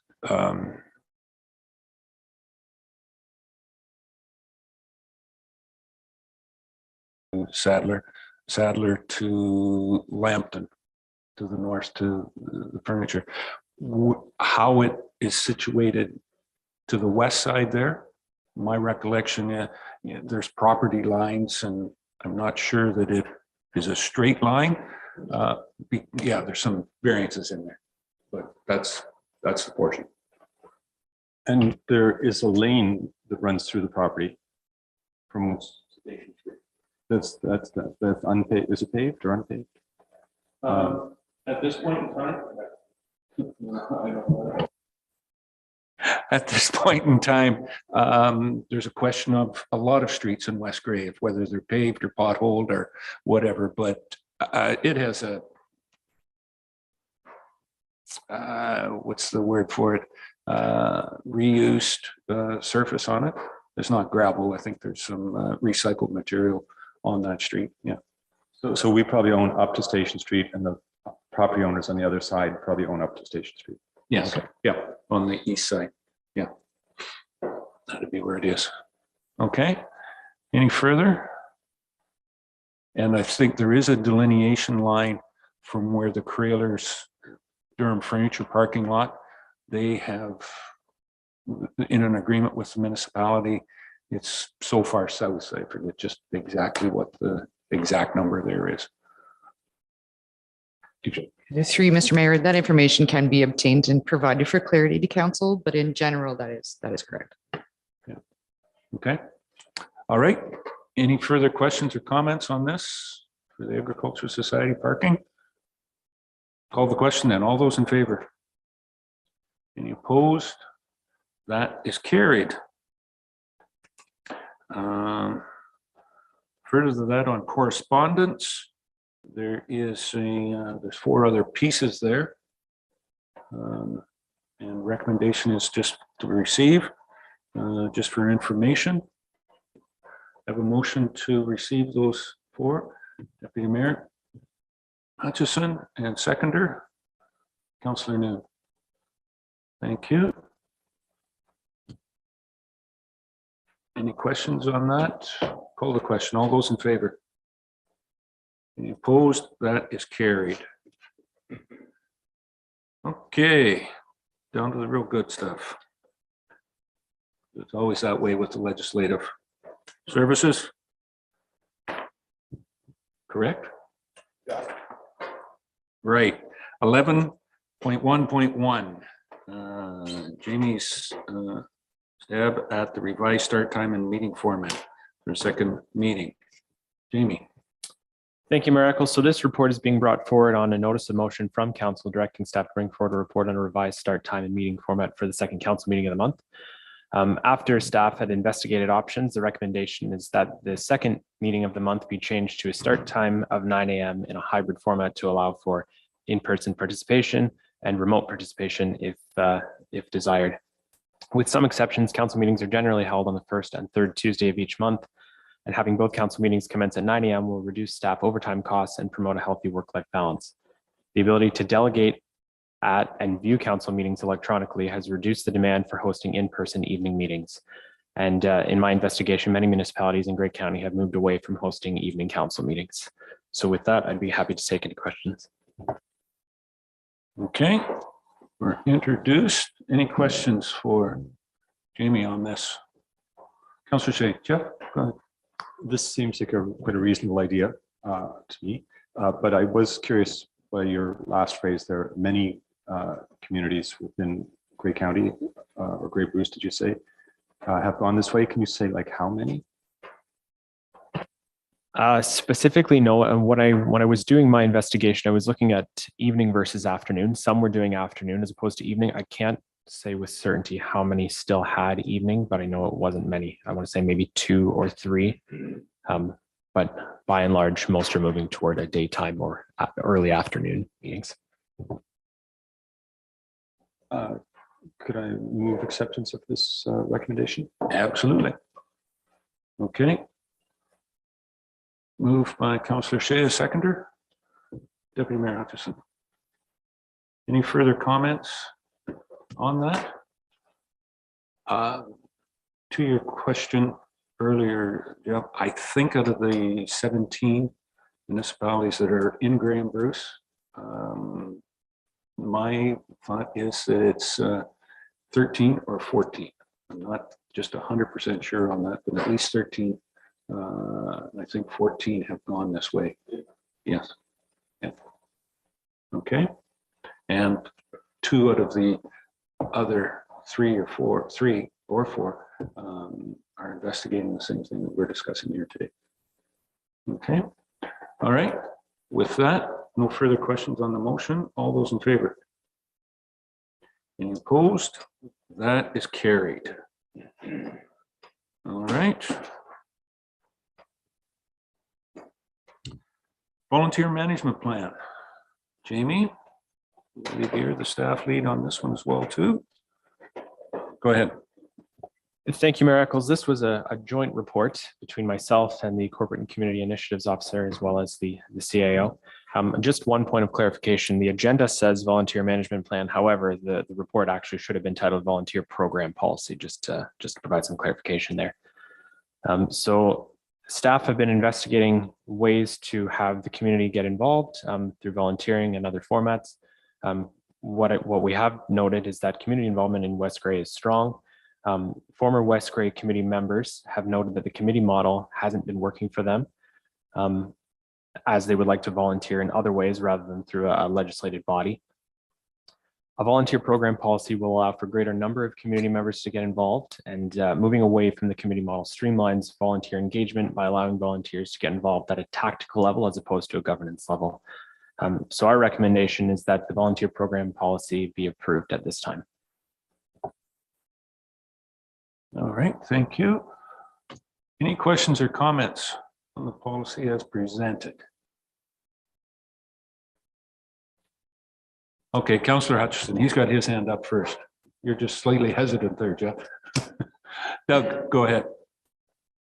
Yeah, so I do have some concerns with this this policy. In some ways, I can see some benefits in that there are people out there that want to do a job, to volunteer and do a job, and they really aren't interested in maybe meetings and agendas and delegating to council.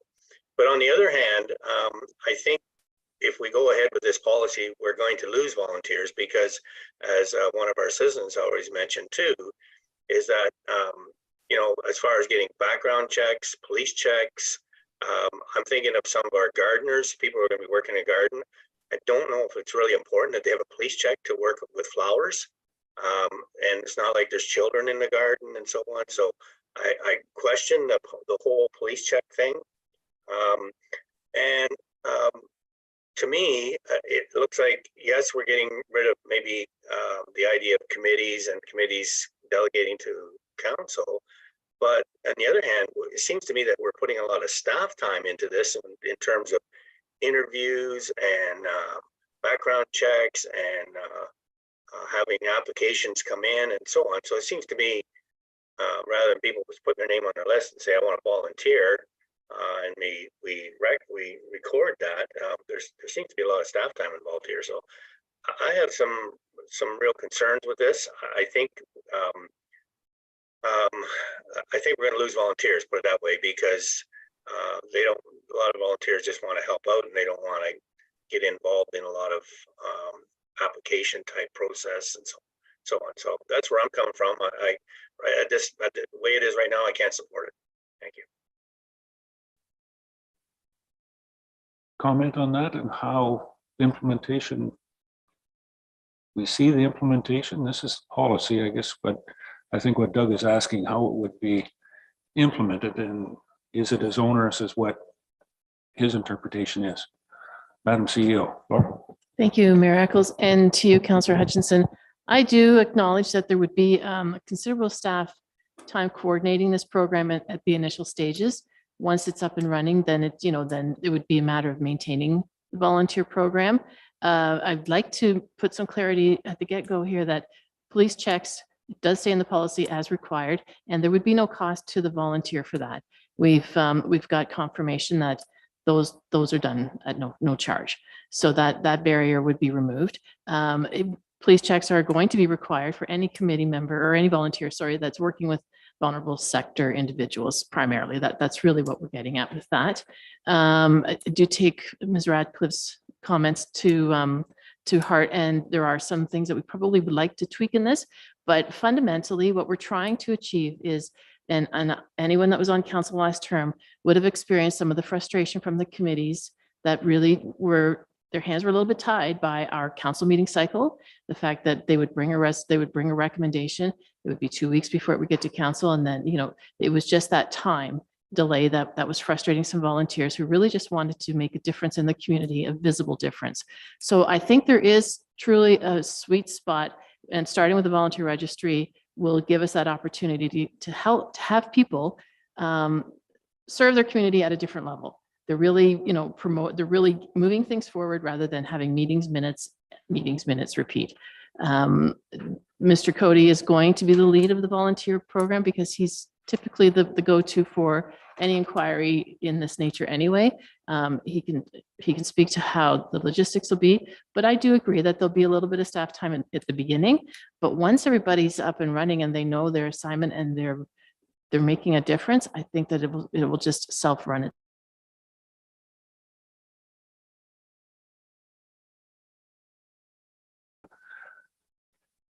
Joyce, Councillor Noon. No, thank you, Mayor Eccles. I'm concerned committees that are formed, like, and having that leverage to better their community, like the Busy Bees, for instance. If we want to go out and just clean a flower bed spontaneously, do we have that opportunity to do so? Or do we always have to get permission to do so? Or fundraising for recreational things that we want in our community. Can we just randomly have spontaneous meetings? But what if some of those individuals that are interested in pursuing something for the community, but they're not registered as one of the volunteers? Like, how much restriction is there from just being able just to go out there and just be a voice and give your input without all the barriers? Thank you. Laura, please. Thank you, Mayor Eccles, and thank you, Councillor Noon. You've hit one of the priorities of what we were trying to do, is to empower our volunteers to actually go out and do what they'd like to do. You know,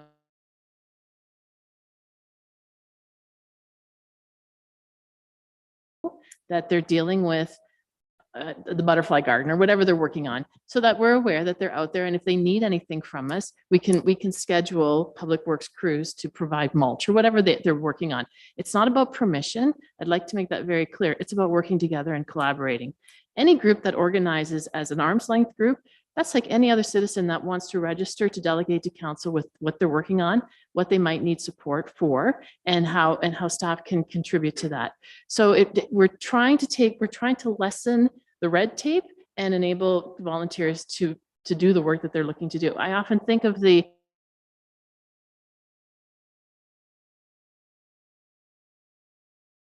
go out and they do what they need to do. They'll let us know that they need assistance.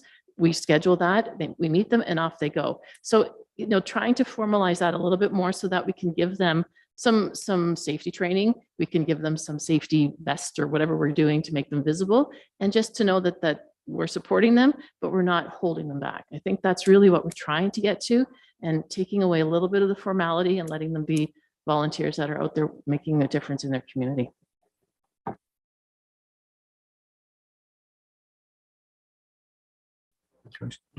If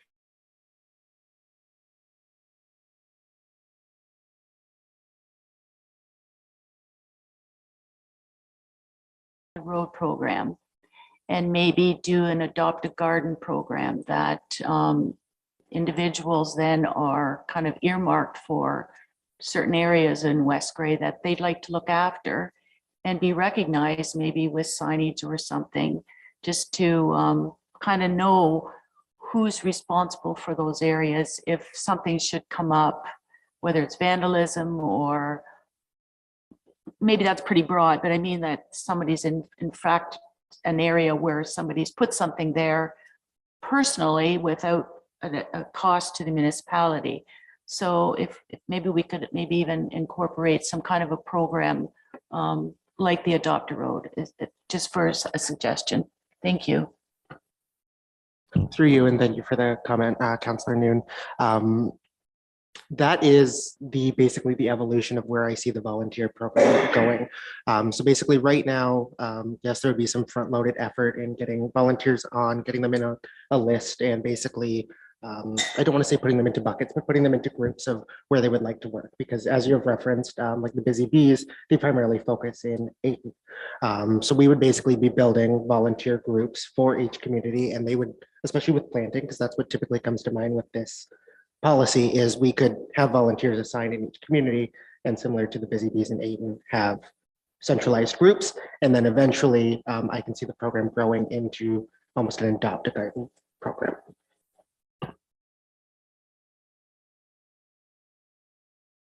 Good, Joyce. Jeffrey, Councillor Shea. Thank you. I too, like Doug, have some concerns about the way this is phrased. I understand the instinct, and I think it's appropriate, but I don't think these documents necessarily articulate that correctly. For example, on page 1 of the draft policy, it says that the purpose of this policy includes 4 things. The second is to conduct the recruitment, training, and management of volunteers. The next is to ensure volunteers are effectively recruited, managed, and supported. So in both of these cases, we're looking at, I believe, recruitment managed by staff. The Busy Bees were not recruited to do the work that they do. They stepped up. The Lions Club was not recruited to build the park or the splash pad in Durham. The Newstat Recreation Committee was not recruited to promote Friday night roller skating and pickleball. These were people who stepped up and were encouraged or allowed or permitted or whatever the relationship was. And it's a whole variety of relationships with the municipality. So this document doesn't seem like it's supporting the people who are already doing stuff or people who want to step forward. And I think it's just a matter of phrasing. I think it can be tweaked. I don't think that's a critical issue. The other thing I wanted to bring up is that many of our committees were of a different nature. A lot of the committees, and we often go to the gardening one, which I was on for a while, which was like a really hands-on, proactive, task-oriented. I think they're described in somewhere in one of these documents as tactical rather than governance. But some of our other committees were more governance. They were more advisory committees. The Dark Sky Committee, for example, is trying to advise council on how we could craft policies that would further the Dark Sky objectives. So it's been especially with COVID, it's been a little bit of a fractured conversation over the last little while, but I believe that's what the instinct is there.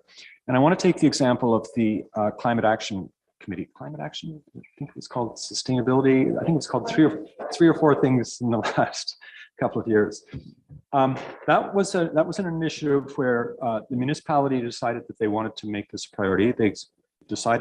We decided to engage a citizen committee to advise us. We felt, myself and I think members of council and staff felt like we were not experts in this initiative. So we thought, let's get some people who are passionate and knowledgeable and informed in the community to sort of advise council on how we could go forward. A lot of people on the initial form of that committee were people who wanted to be doing hands-on stuff. They wanted to be, all sorts of things.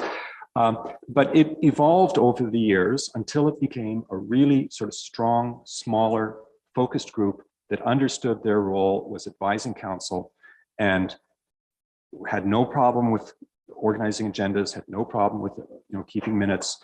And then that committee made recommendations to the external consultant that we hired to, as part of their community consultation. They talked to that committee and they talked to other people in the community.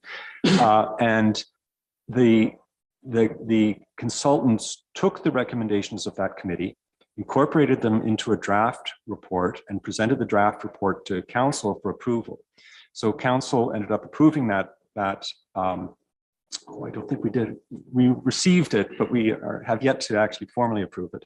But it looks like it will probably be approved. So that was an advisory committee doing exactly what an advisory committee is supposed to do. Talking about policy, talking about a citizen input, talking about a slightly higher level of expertise and passion to an issue than we might have here around the Horseshoe. And maybe having a limited time frame. Grey County had a similar committee, but it was constructed as a task force. So its job was to end with the adoption of their climate action plan. And so I think their climate action committee is not being reconstituted. So I think that we need to, this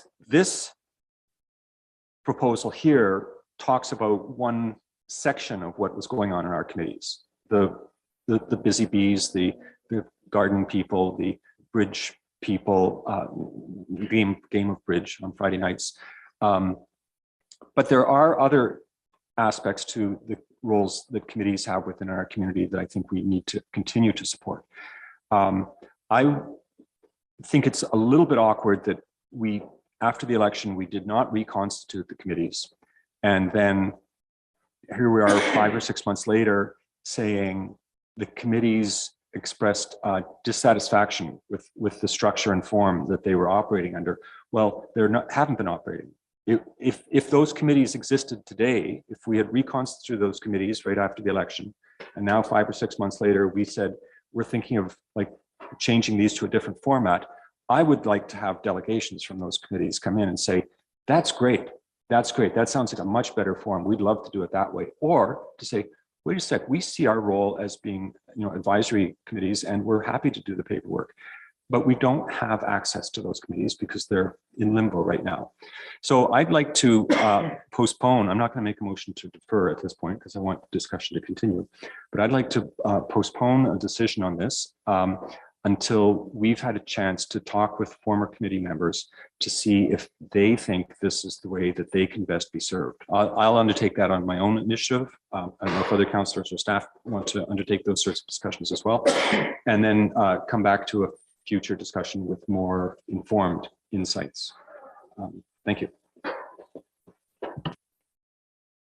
Councillor Hutchison. Doug? Yeah, I'm having some technical difficulties, so if I cut out here, you'll understand. But I agree with Councillor Shea in terms of, I think this needs some work, this document.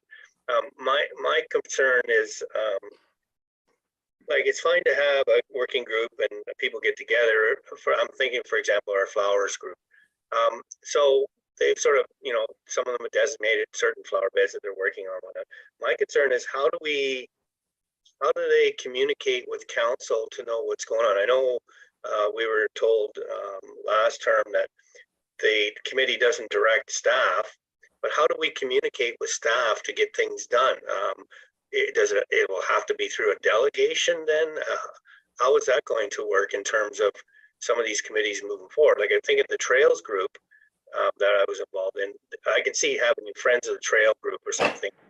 But again, if things need to be done, if we want work to be done, do they delegate to council then to get work done? I don't know how we get work done without having a committee making recommendations to council. So I'm a little fuzzy on that part of it, but I agree. I think there's some benefits here. I think it needs to be a hybrid type policy here. So yeah, I think we need to do some more discussion and more investigation on this. So thank you.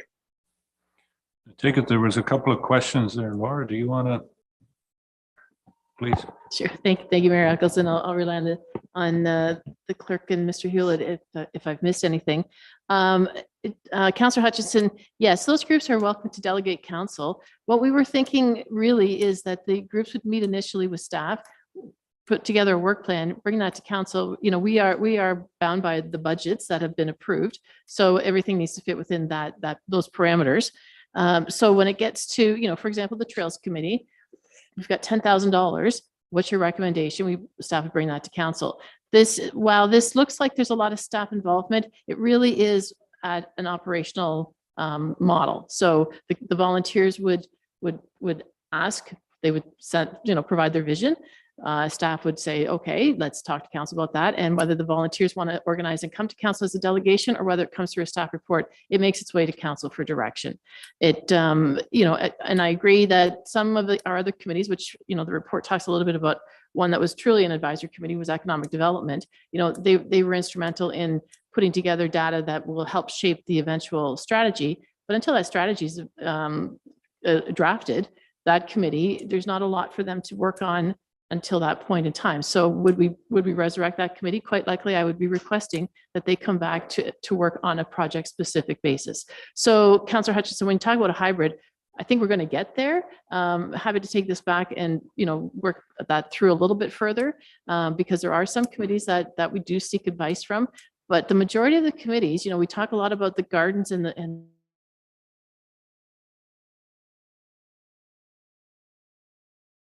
working through the meeting cycle and council approval. So it's empowering those kinds of groups that really have the community, boots on the ground kind of work that they'd like to do. And it goes far beyond just beautification work. So maybe there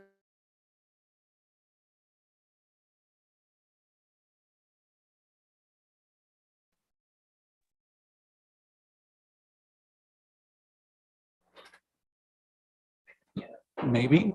Okay, Jamie, anything further? Through you, Mayor, to members of council, and I think as a perfect example from this morning is the Arts Fest. So Barb Dick provided a delegation to council on what that group is organizing in the event that they're going to be hosting in time. They have managed to work through that in cooperation with the municipality, but not as a committee of the municipality as a whole. So we can see in the community that this model fundamentally does work and provides opportunities for engagement. Scott. Councillor Forster. I was the chair on 2 committees, and the committee structure worked well for the one committee. I keep getting asked by those committee members when we're going to restart. Being the chair, I worked on posting the agendas. I don't think the agendas is a bad thing, or the minutes. It lets the public and the staff members know what's happening in those groups. And I feel if we ask volunteers to apply, have them be interviewed, and please check, we're gonna lose most of our volunteers.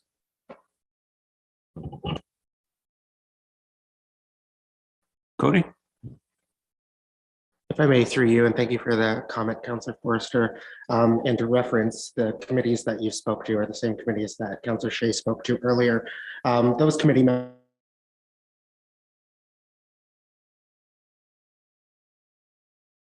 volunteer program. Of course, we wouldn't be sitting them down for interviews and saying, why do you want to volunteer with us when you've been doing it for how many years before? So they would be a quick basically grandfather into the program, and they could continue on their work basically as per usual. And those committee members, a lot of them are they're not just, but the boots on the ground volunteers who want to get actively involved in roller skating, the craft shows, in plantings, a pickleball, and they would be an easy transition in.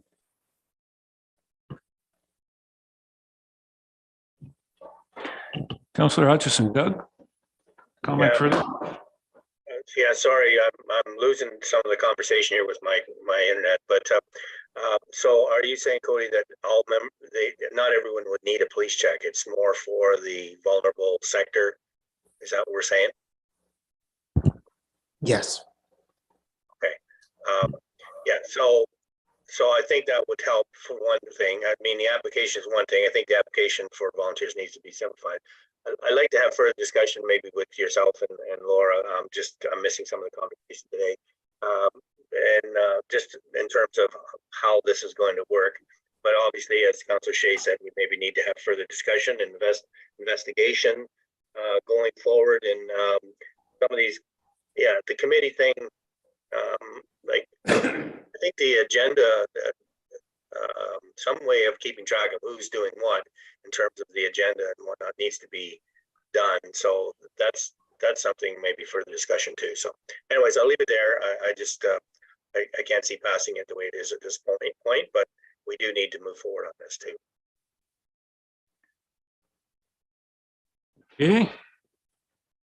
Any further comments or thoughts on this? Fingers pointing from here to there. Okay, Cody, please go ahead. Through you, and thank you for your comments, Councillor Hutchinson. This volunteer policy, I don't totally envision it being a public-facing policy.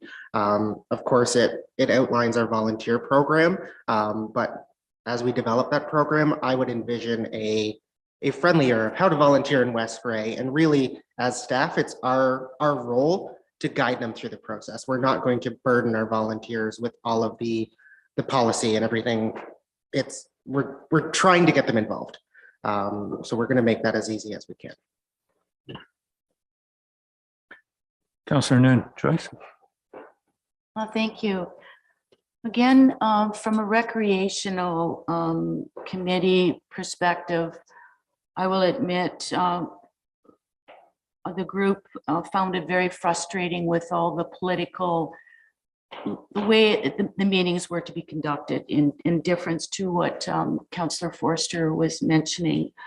The group just wanted to be a group getting together to fundraise an event. That's all their concern was to raise money to help offset. And at that point, pre-COVID, it was for an accessible playground. Unfortunately, we lost that spirit with a lot of the members through COVID. And so then that project was put on the wayside. The next one, of course, is enhancing our kitchen in the community hall. And with that, a few of us still discussing it, that we want to still do fundraising to help offset that cost to the tax, like a burden to the tax dollars. So again, in saying that, it's just that committee or that group of people that just wants to get together to formalize a fundraising event without all the policies in place. So I just want to voice my opinion on how that structure, we wanted to see it in that community. Thank you. Okay. One thing that we haven't discussed here yet, and I want to bring it up. In conversations over the last 6 months with a lot of the volunteer groups, Joyce, Scott, Doug have talked about, and a couple of them that didn't have council representation on in the last couple of years, was their ability, if they were doing something, whether it was a recreational ball tournament, whether it was working in the gardens, whether it was putting on music, Sunday night music. Those volunteers, and in the litigious society that we live in, how do we get insurance? You know, we're working on municipal property, and I think in a conversation I had at Roma with not only one of the ones at our recreation facility, Duo, that's being covered, but our own insurance coverage cover from Intact, former Frank Cowan. Those volunteers that are working, you know, they're on municipal. Yeah, we'd like to know who they are, and it's very simple to have them covered off with some type of insurance, liability wise. And if we don't put them onto a list somewhere, then the municipality is really accepting a huge liability, and the individuals themselves are in that. For a very simple point of putting a group together, having, I think as Cody had said, recognizing those, just having the list, we're covered. It's very easy to cover them. The other aspect about deferring this, Councillor Shea, is, you know, for a number of these volunteer groups, they want to get going. We've heard the robins and a few other ones singing out here, and the snowbanks disappearing, and everybody's into that springtime here, really wanting to get going, and some of them wanting to get their hands dirty, and another one's wanting to see the flowers come up so we can see the bees. I think that, yeah, this probably needs to be the policy at some point, will need to be adjusted, but it's in hearing staff talk right now, how it's going to be implemented. This is strictly volunteer. As Ms. Radcliffe had said, yeah, there's a number of people that are volunteering, but to her dark sky advisory committee, to the advisory committees, if council was to re-put an advisory committee, it wouldn't be under this policy. This is a volunteer policy. If we want to have climate action, I think Laura spoke about economic development advisory committee to get that advice. Yes, we're going to have to go through, and it'll be a different committee structure. That will be under an advisory committee structure. And be up to council to create one of those or put forward terms of reference for those committees, those types of committees. But this is strictly, in my reading of it and whatnot, is a volunteer. Let the volunteers get out there. And I mean, I've heard it many, many times. I just want to put on a fun volleyball tournament for the community, just a little bit of a community volunteer to put on a fun thing. And I've got to go through a committee, and I've got to get the way it's going to be. Yeah, there's some wording in here that maybe need to be changed, but it's not as much about the wording. It's about how it is going to be instituted and how the regs are going to be put together. It's a little scary, but it's more scary for staff, I believe, than it would be for council to put it together. Just my 2 cents worth. I think we've got to make a decision in getting this up and going. We can tweak it as we go forward. My thoughts, Jamie. Through your miracles, I think you raised a good point too. If council feels that there is a need in the future to strike up an advisory committee, that's still always an option, and direction could be provided to staff to do so. So it's not that advisory committees are off the table indefinitely. It's just we need to determine the need for one, and if council determines that there is a need for one, then we could certainly start one at that time.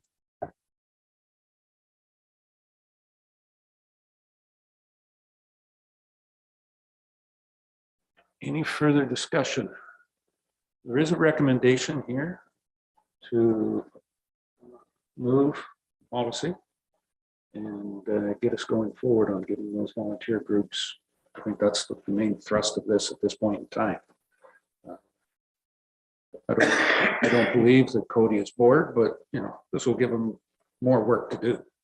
By the sounds of it, the CEO has already delegated that it's going to be. Yes, Cody. He hasn't got time to shave now. I don't know how long that beard's going to be. Does anybody want further discussion or move the motion? Jeffrey. Contrary to your wishes, Mayor, I'd like to move that we defer this to our next regular council meeting. That gives us just one more opportunity to sort of go over it and make some tweaks at the staff level or at the council level, and then we'll approve it at that time. I think your and Laura's idea that, or the clerks, I forget, that advisory committees can still be constructed. They are not prohibited by this is reassuring, and that solves a lot of my concerns. The introductory document did talk about advisory committees, so it seemed like they were being lumped in with this. So I'm much closer to being able to support it after the discussion that we've had today. But I still wouldn't mind having just one more meeting if we could afford the 2 weeks. So I'm moving to defer. Other than we don't have a motion on the floor at the present moment, I don't think we have anything to defer, but it could give direction. Jamie, Legislative Services, Legislative Director, give us a formal way of doing this. Thank you, Mayor Eccles. Just as a point of clarification, our next regular council meeting is May 2nd, 2023. So there is a bit of a gap between now and then. I don't know if that changes anything for you. Just wanted to make council aware of that next meeting date. As far as process goes, Councillor Shea's motion would be sufficient. We would just be deferring a decision on this report until that next regular council meeting. So we don't actually have to have the recommendation in the report on the floor to do that. Okay. Are you moving? You've had the question. You haven't moved the deferral, so that's why we're still in the conversation here. So I think I'm allowed to move the deferral. And we'll see if a month is too long, then council should vote against my motion. Okay. So Councillor Shea has moved you'll put the wording in there, but move to defer action on this policy until May 2nd. Is that about right? Do I have a seconder for that? Councillor Noon? Very good. The deferral comes without debate. I'm understanding procedure correctly. So with that, we have it moved, seconded. Call the question. All those in favor? Any opposed? That's okay. Councillor Hutchison wants to throw me under the bus anyways, as of the last committee meeting, so I don't mind being single. No, understand it fully with, I think staff will make those, adjustments and have it more comfortable for the rest of council. Good. Next, 11.1.3, civil marriage solemnization services. Jamie, this is another one of yours. Yes, it is. Thank you, Mayor Eccles, and through you. The recommendation in the report is that council direct staff to bring forward a bylaw to authorize solemnization services in West Gray and to amend the fees and charges bylaw to add fees associated with that service. Just a quick overview. Offering civil marriage services provides a positive service to the community while generating revenue for the municipality. Post-COVID demand for smaller civil ceremonies is increasing, and West Gray is positioned to make a positive impact in the community by offering civil marriage services to the public. I don't have anything further to report on that, but if there's any questions, I'd be happy to answer them.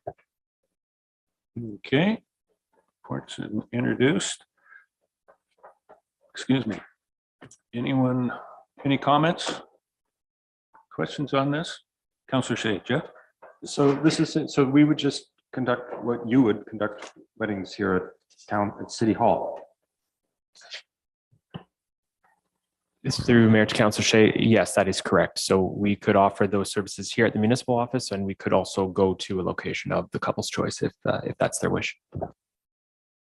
My son got married at Toronto City Hall a couple of years ago, and it was very nice service, and they were very well set up for it. They had a little backdrop. They had a little, I don't know if it was a chapel, but I was very impressed by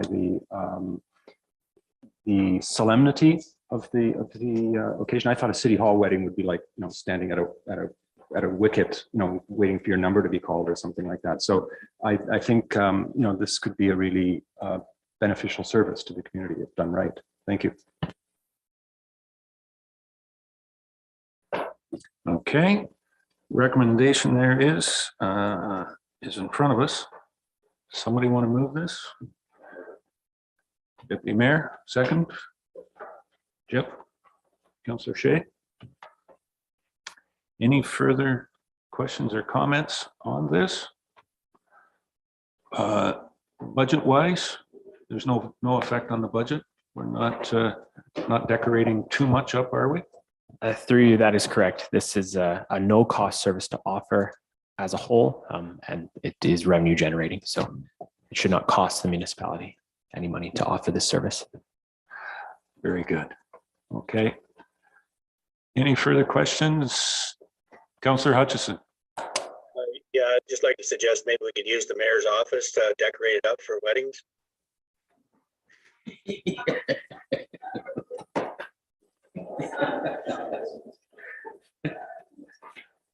I think that would be advisable. I could be the first one there and enjoy every after party. Yeah, okay, good. Thank you, Mr. Hutchison. Any further questions or comments on this? Call the question. All those in favor? Any opposed? That is carried. Okay. That's it for your reports, Jamie. Manager of Planning and Development. We have a couple of zoning amendments. We have the public meetings earlier. Need to pass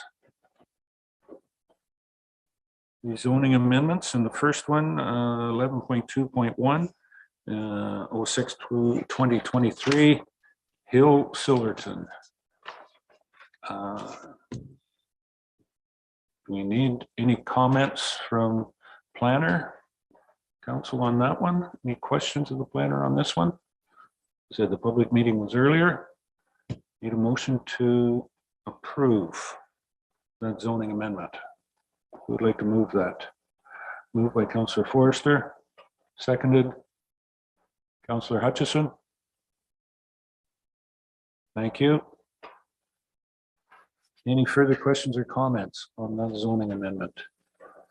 Call the question. All those in favor? Any opposed? That is carried. Zoning amendment 07-2023. The Can Do Home ones, who we had the public meeting with here earlier. Get it onto the floor. We need, don't need any comments, I believe, from Laura Lee. It's pretty straightforward. Or we've already had a lot of discussion on it. Mover and seconder. Moved by Councillor Noon, seconded by Deputy Mayor Hutchison. Any comments on the motion? Call the question. All those in favor? Any opposed? That is carried. Zoning Amendment 08-2023, Bartley Livestock Limited. It was the one up on Bentic on the county line. We had the public meeting earlier. Anybody like to move the recommendation there? Moved by Deputy Mayor Hutchison, seconder, Councillor Forrester. Thank you, Scott. Any questions on the motion? Call the question. All those in favor? Any opposed? That one is carried. Our manager, then, that's it for zoning. Laura Lee, thank you. Manager of Public Works. 11.3.1, is Jeff coming in, or does Jeff need to come in on this one? It's more for information, and I believe we just received this.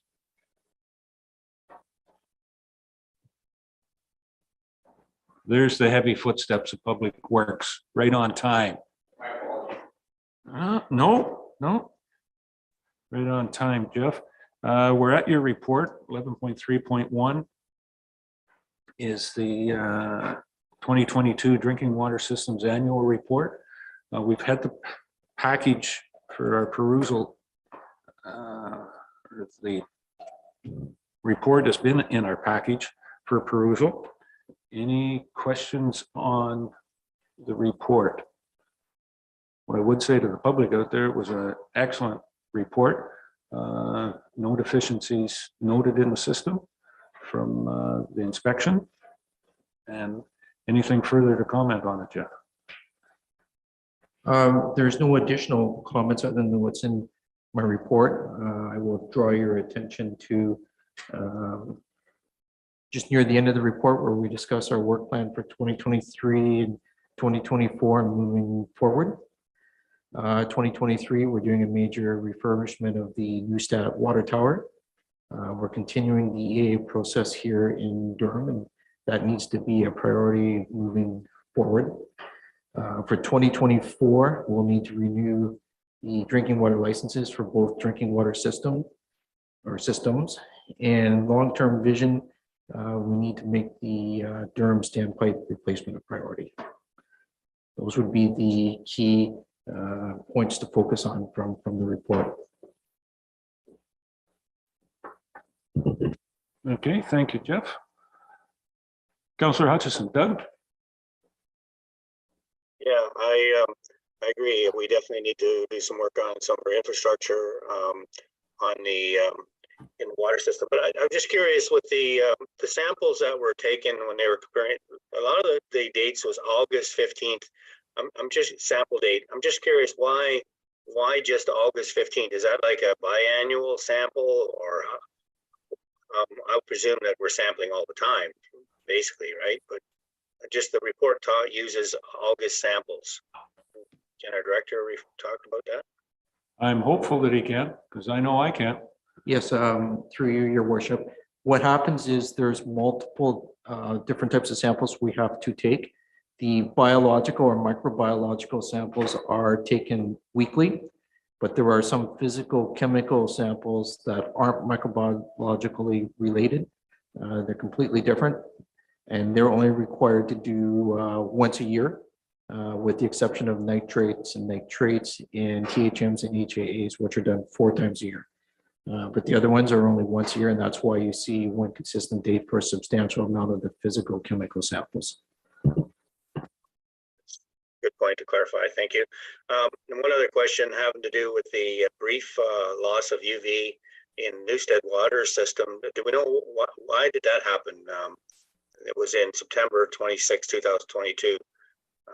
We didn't lose chlorination, which is good, but we lost the UV. Can you tell us why? Yes, through you, Your Worship. What happened with UV? There is a sensor in it that was that monitors to make sure it's working within its required range. It sensed something wasn't correct, so it shut the UV system off, which in the case of Newstat, we are fortunate with the water tower that we have substantial capacity in there.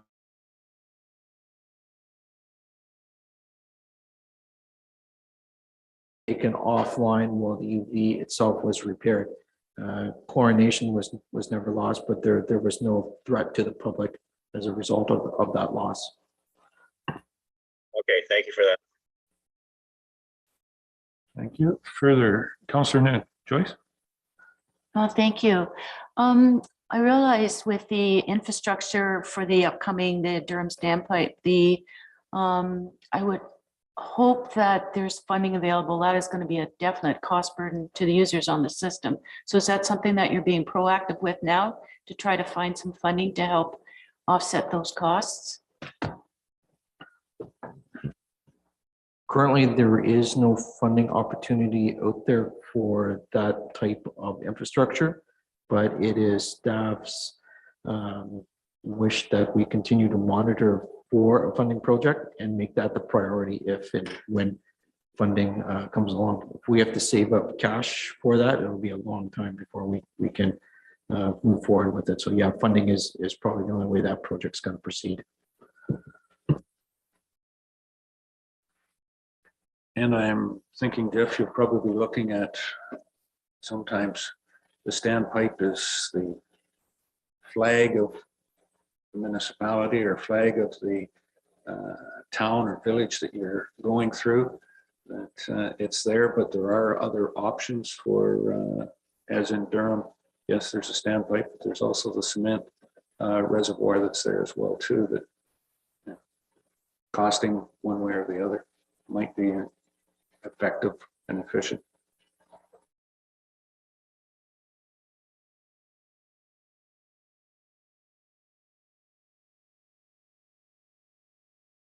Some flexibility to consider other options, replace like for like a standpipe or a water tower or some sort of on-ground reservoir storage. You're correct. It does offer us a lot of flexibility on what the design option we finally select is. That's very good. Okay. Receive? No. Okay. Good discussion. And as I said, excellent report.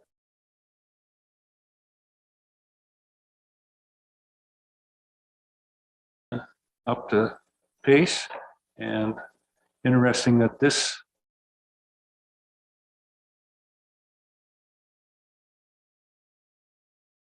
3 weeks, I guess, from the time when all of council had training and has completed our training under our responsibilities of the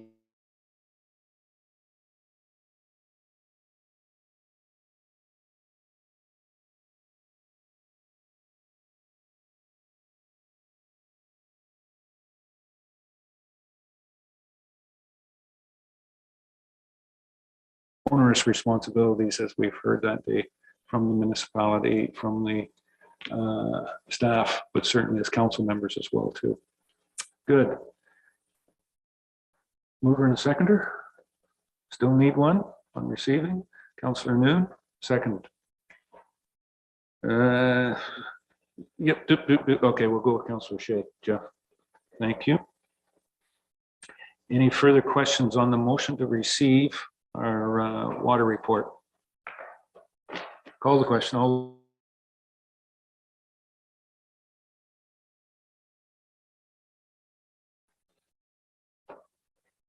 Thank you, Doug. Okay. Thanks very much, Jeff. Good. Community service. Cody, I believe this will probably be one of yours. Recreation, the 2023 concession lease agreement in the Ayton Arena. Give us an update on this one, Cody. It's pretty straightforward. Thank you, and through you, as mentioned, fairly straightforward report in front of council today. Just for information, but basically staff will be entering into a concession lease agreement for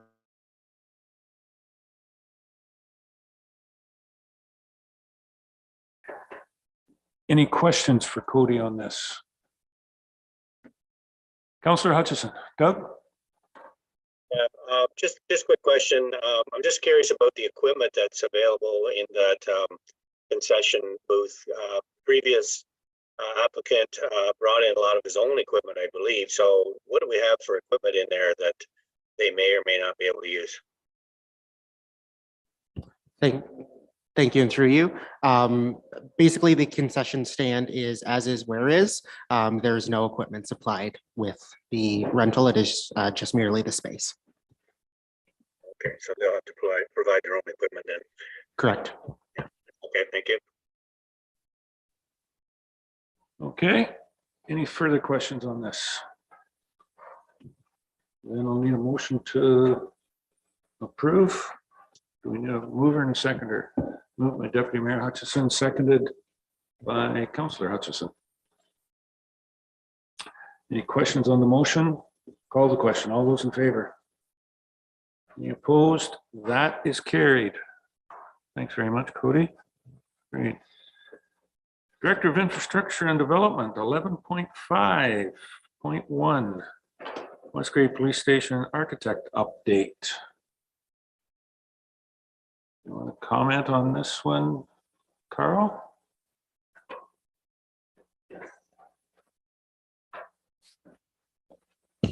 Thank you, Your Worship. Through you, the report's on there. It's fairly straightforward, I think, but if you have any questions, I'd be happy to answer. Okay, we'll out for tender again because the last architect that was working on this is no longer available and was left. So to get this project underway, it was re-tendered, and we come up, I think staff have said, a very good company investigated that portion of it. So ask anyone, any other questions on it, and or somebody want to move it? Councillor Hutchison. Doug? Just a quick question on the VG Architects. What do we know about them in terms of building police stations? Have they built any in the local area that we know of? Carl, I'll look towards you. Yes, they've definitely done some, had some experience. They've done a police service OPP station in St. Thomas. They've done some other projects. They did a refurbishment. It wasn't a new building for the Owen Sound Police Services, but they did some renovations and things like that in Owen Sound as well. Owen Sound will be the only local one, but they have done some other police service buildings in Ontario. That's good to know. Thank you. Okay. Any other questions or comments? Does somebody want to move the recommendation? Moved by Councillor Shay, seconded by Deputy Mayor Hutchison. Questions on the motion? None? Call the question. All those in favor? Opposed? That is carried. Questions in accordance with Musgrave procedural bylaw, members may request clarification or updates on previous agenda items. Deputy Mayor Hutchison. Tom? Thank you, Mayor Eccles. Yes, I was just wondering where we were at with, I believe it was Big Bites had come forward requesting kind of a blanket policy for them to relocate or moving their food truck around in the community. And I think we had discussed something and I haven't seen it come back. And I think there's a couple of events they've been asked to go to. Thank you. Thank you, Mayor Eccles, and through you to members of council, staff have done an investigation of the refreshment vehicle bylaw to determine any improvements that may or may not be needed. After reviewing the bylaw, we noticed that applicants, when they're applying for their mobile food license, are permitted to list all areas where they will be operating within the calendar year, so they can list all of their events at one time.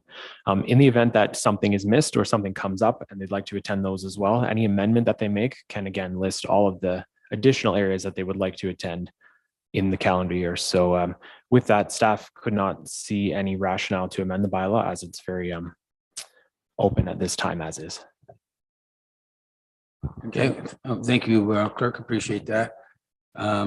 So have we reached out to the, well, this particular one at all, just to give them an update? Through staff and council, some members of council have reached out to her. So this individual has been communicated with. I certainly can reach out to her again, though, just to clarify for peace of mind. Any further questions? Councillor Shay. Jeff? I think I heard the Director of Finance say that we would be discussing grants to organizations at the next meeting. But I was wondering if we were also going to be discussing a structure or a format or a protocol for how we handle grants to organizations, or are we just going to do it sort of scattershot like we usually do? I don't know if anyone. Madam CEO, how do you see Thank that? you. It's, through you, Mr. Mayor, and thank you, Councillor Shay. We did have a draft policy that was presented to the last council. Happy to bring that back again for comments from this council, and then we can return any edits to that policy. I think that might be helpful just to formalize the process a little bit more. Go ahead, Joe. Sure. I think I recall that last council's feeling was that the application form for grants to organization was the same whether you were applying for $3,000 or $10,000 or if you're applying for $50. And we felt that there should maybe be a cutoff that, you know, if you're applying for less than $500, you just do, you know, a 3-question thing and you don't have to do a follow-up report. Or I think we were looking for a simplified version for the really low level grants. So I don't know if any further work was done towards that, but I look forward to whatever you bring to the next. Okay. Yep. So we'll have it there. That's good. Any other questions? No? That takes us down to bylaws. All right. The first bylaw, 13.1, bylaw number 2023-33, confirming. Do we have a mover and a seconder for that? Moved by Councillor Noon, seconded by Councillor Forrester. Confirm the proceedings of council. Excuse me. For the meeting today. Any questions? Call the question. All those in favor?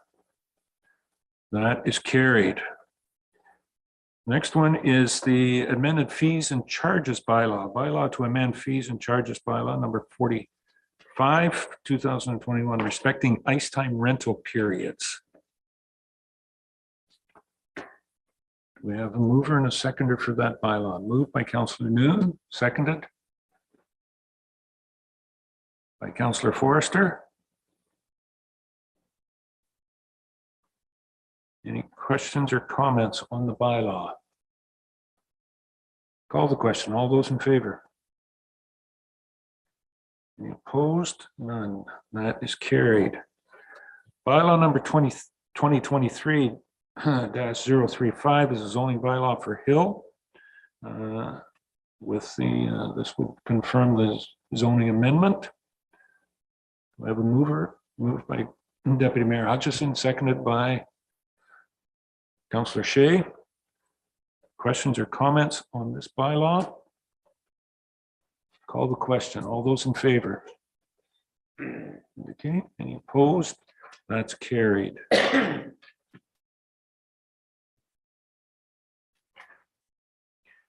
Bylaw number 2023-036, bylaw for 579575 Ontario Limited, zoning bylaw. We have a mover and a seconder. Moved by Councillor Noon, seconded by Councillor Forrester. Any questions or comments on this bylaw? Call the question. All those in favor? That is carried. Bylaw number 2023-037, Bartley Livestock Limited is a bylaw, zoning amendment bylaw that has been discussed and recommended. Do I have a mover and a seconder? Moved by Councillor Shay, seconded by Councillor Noon. Any questions on the bylaw? All those in favor? Any opposed? That is carried. New business. Notice of motion. We do have a notice of motion. It was given at the last from Councillor Hutchison to amend the fees and charges bylaw. And the recommendation is there. Do you want to speak to that or introduce it, Councillor Hutchison? Just that, yeah, because we are changing the other times for our summer rental, it just made sense to change the springtime or non-prime time time. So that's basically what it is. It's changing non-prime time Monday to Friday from May 1st to May 31st, or April 1st to May 31st.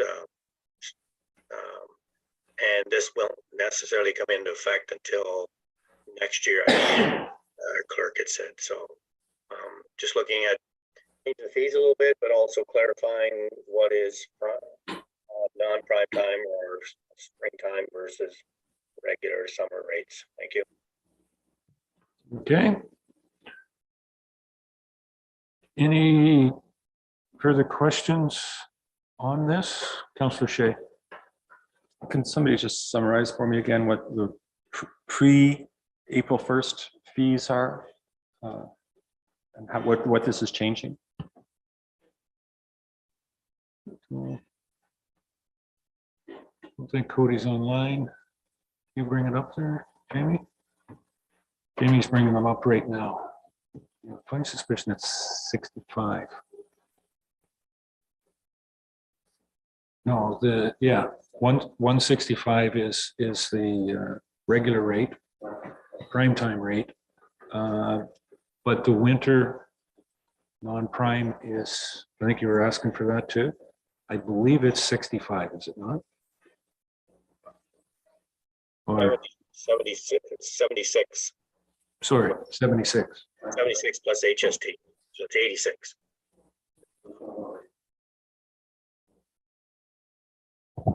No, there's two rates in the winter. Prime time is 125. Go ahead. I'm getting too confused. Go ahead.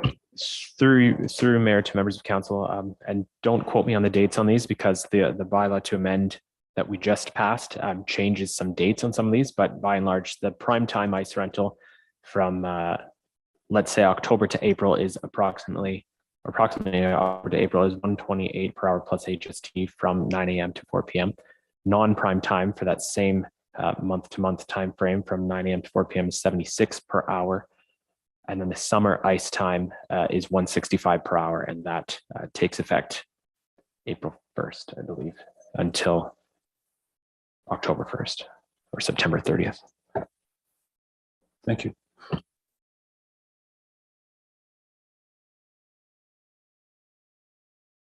It was kind of in the ballpark, but I'm a little bit behind. I haven't rented the ice for a while. Okay. So there is a motion there. With that discussion, proceed on notice of motion. It's here, I think moved by Councillor Hutchison. I need a seconder to get it on the floor. Deputy Mayor Hutchison. Any questions or comments on the motion? So duly moved and seconded. Okay, time's up. Call the question. Not quite yet. Councillor Hutchison. Doug? Just to clarify what this is really all about is we have a non-prime time rate which goes to the end of April in the arenas now, and so what I was asking for was to set a non-prime time rate for our summer ice. Previously, our summer ice was running in Ayton in August, and we didn't really have a non-prime rate then because the ice was being able to be rented because school was out, kids were available, so there was hockey schools, etc. going on. So the rate was the same all day long, and that's going to stay the same with this because in August there's lots of demand for ice time. Like I said, school's out, kids are available, and so on. So this really has to do with the ice time from the 1st of April to end of May. Where we're saying where the quick feet are renting it, that prime time they're paying the going rate. I think it's $168. I thought it was. So I was asking for a different rate for non-prime time during that what we're calling spring ice now, which we really didn't have before. Well, I guess we had in April and in Durham, but not in Ayton. So now we have 2 months in April in Ayton for April and May. So we have a non-prime time rate and we have a prime rate. So that's basically what it's all about, is just to allow maybe some groups, some maybe our old-timer hockey or some families that maybe want to rent ice during the day. They don't have to pay the prime rate for April and May. They can get it at $100, which is a little bit more than it was back in the past, but it's summer. It's cost more to put ice in at that time, right? So that's sort of where it's all coming from. It's just sort of to make it clarify a little bit, make it a little easier to rent, and it allows more time that we have ice in our arenas. So enough said. Thank you. Okay, thank you, Doug. Any further comments on the motion? Seeing none, all those in favor? Any opposed? That is carried. Okay. That's it for notice of motions. Announcements. Any announcements?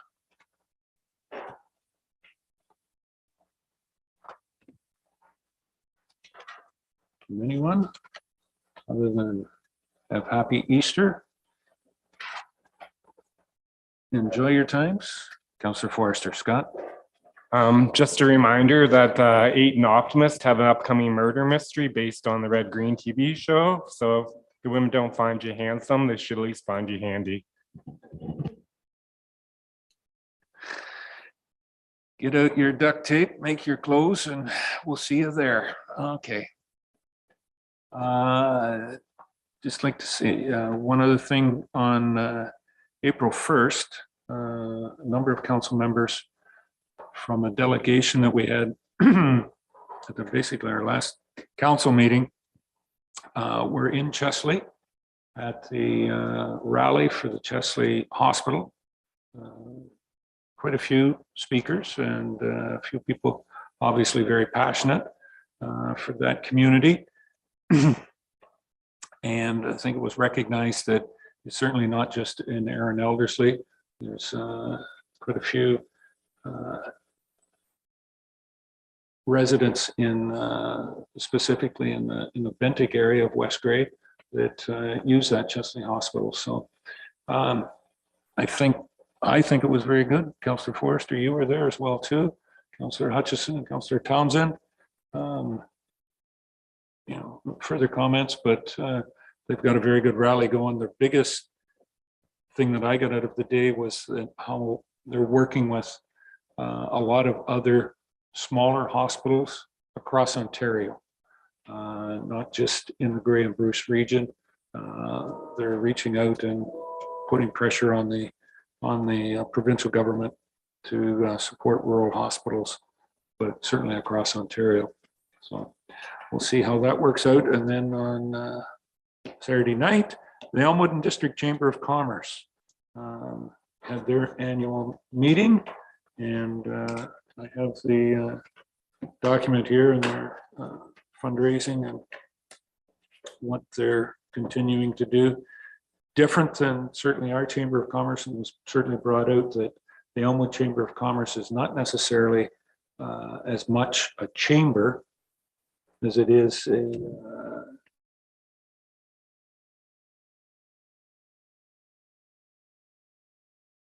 group. They run the bingos there for the summertime. We're back up and going again, and have put a lot of fundraising.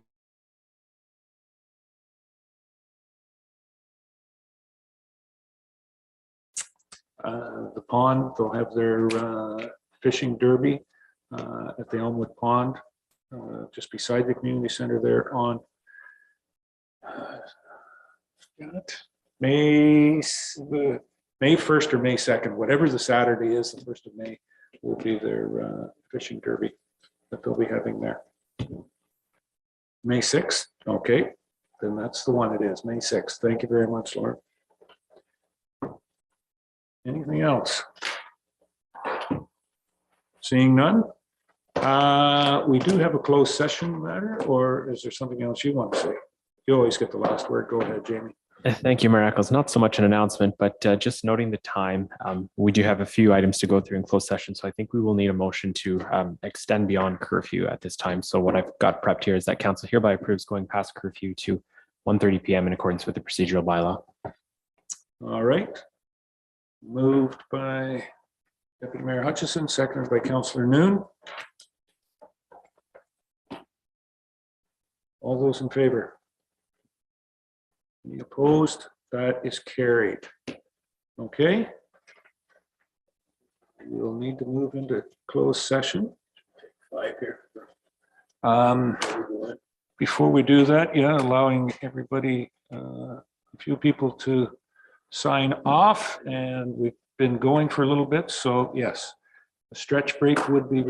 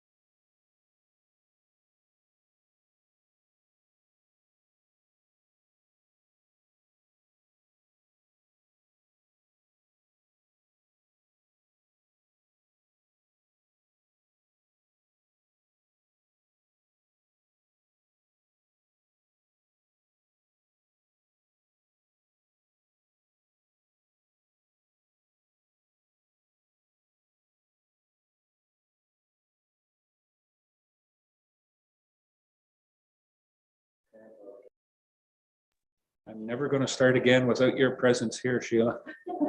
We're good.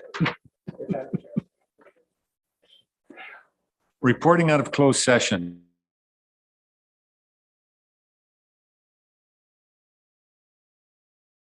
B, discuss one matter regarding personal matters about identifiable individuals respecting public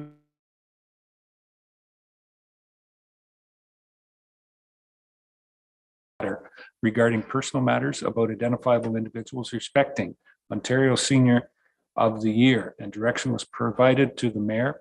And D, discussed one matter regarding a proposed or pending disposition of land by the municipality and a position, plan, procedure, criteria, or instructions to be applied to any negotiations carried on or to be carried on by or on behalf of the municipality respecting municipal lands, and direction was provided to staff. Thank you. Cody. And that, I believe, is the end of our agenda.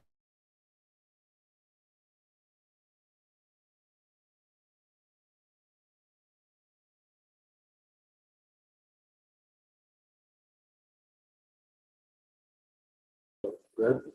All right, I'm prepped, ready to go.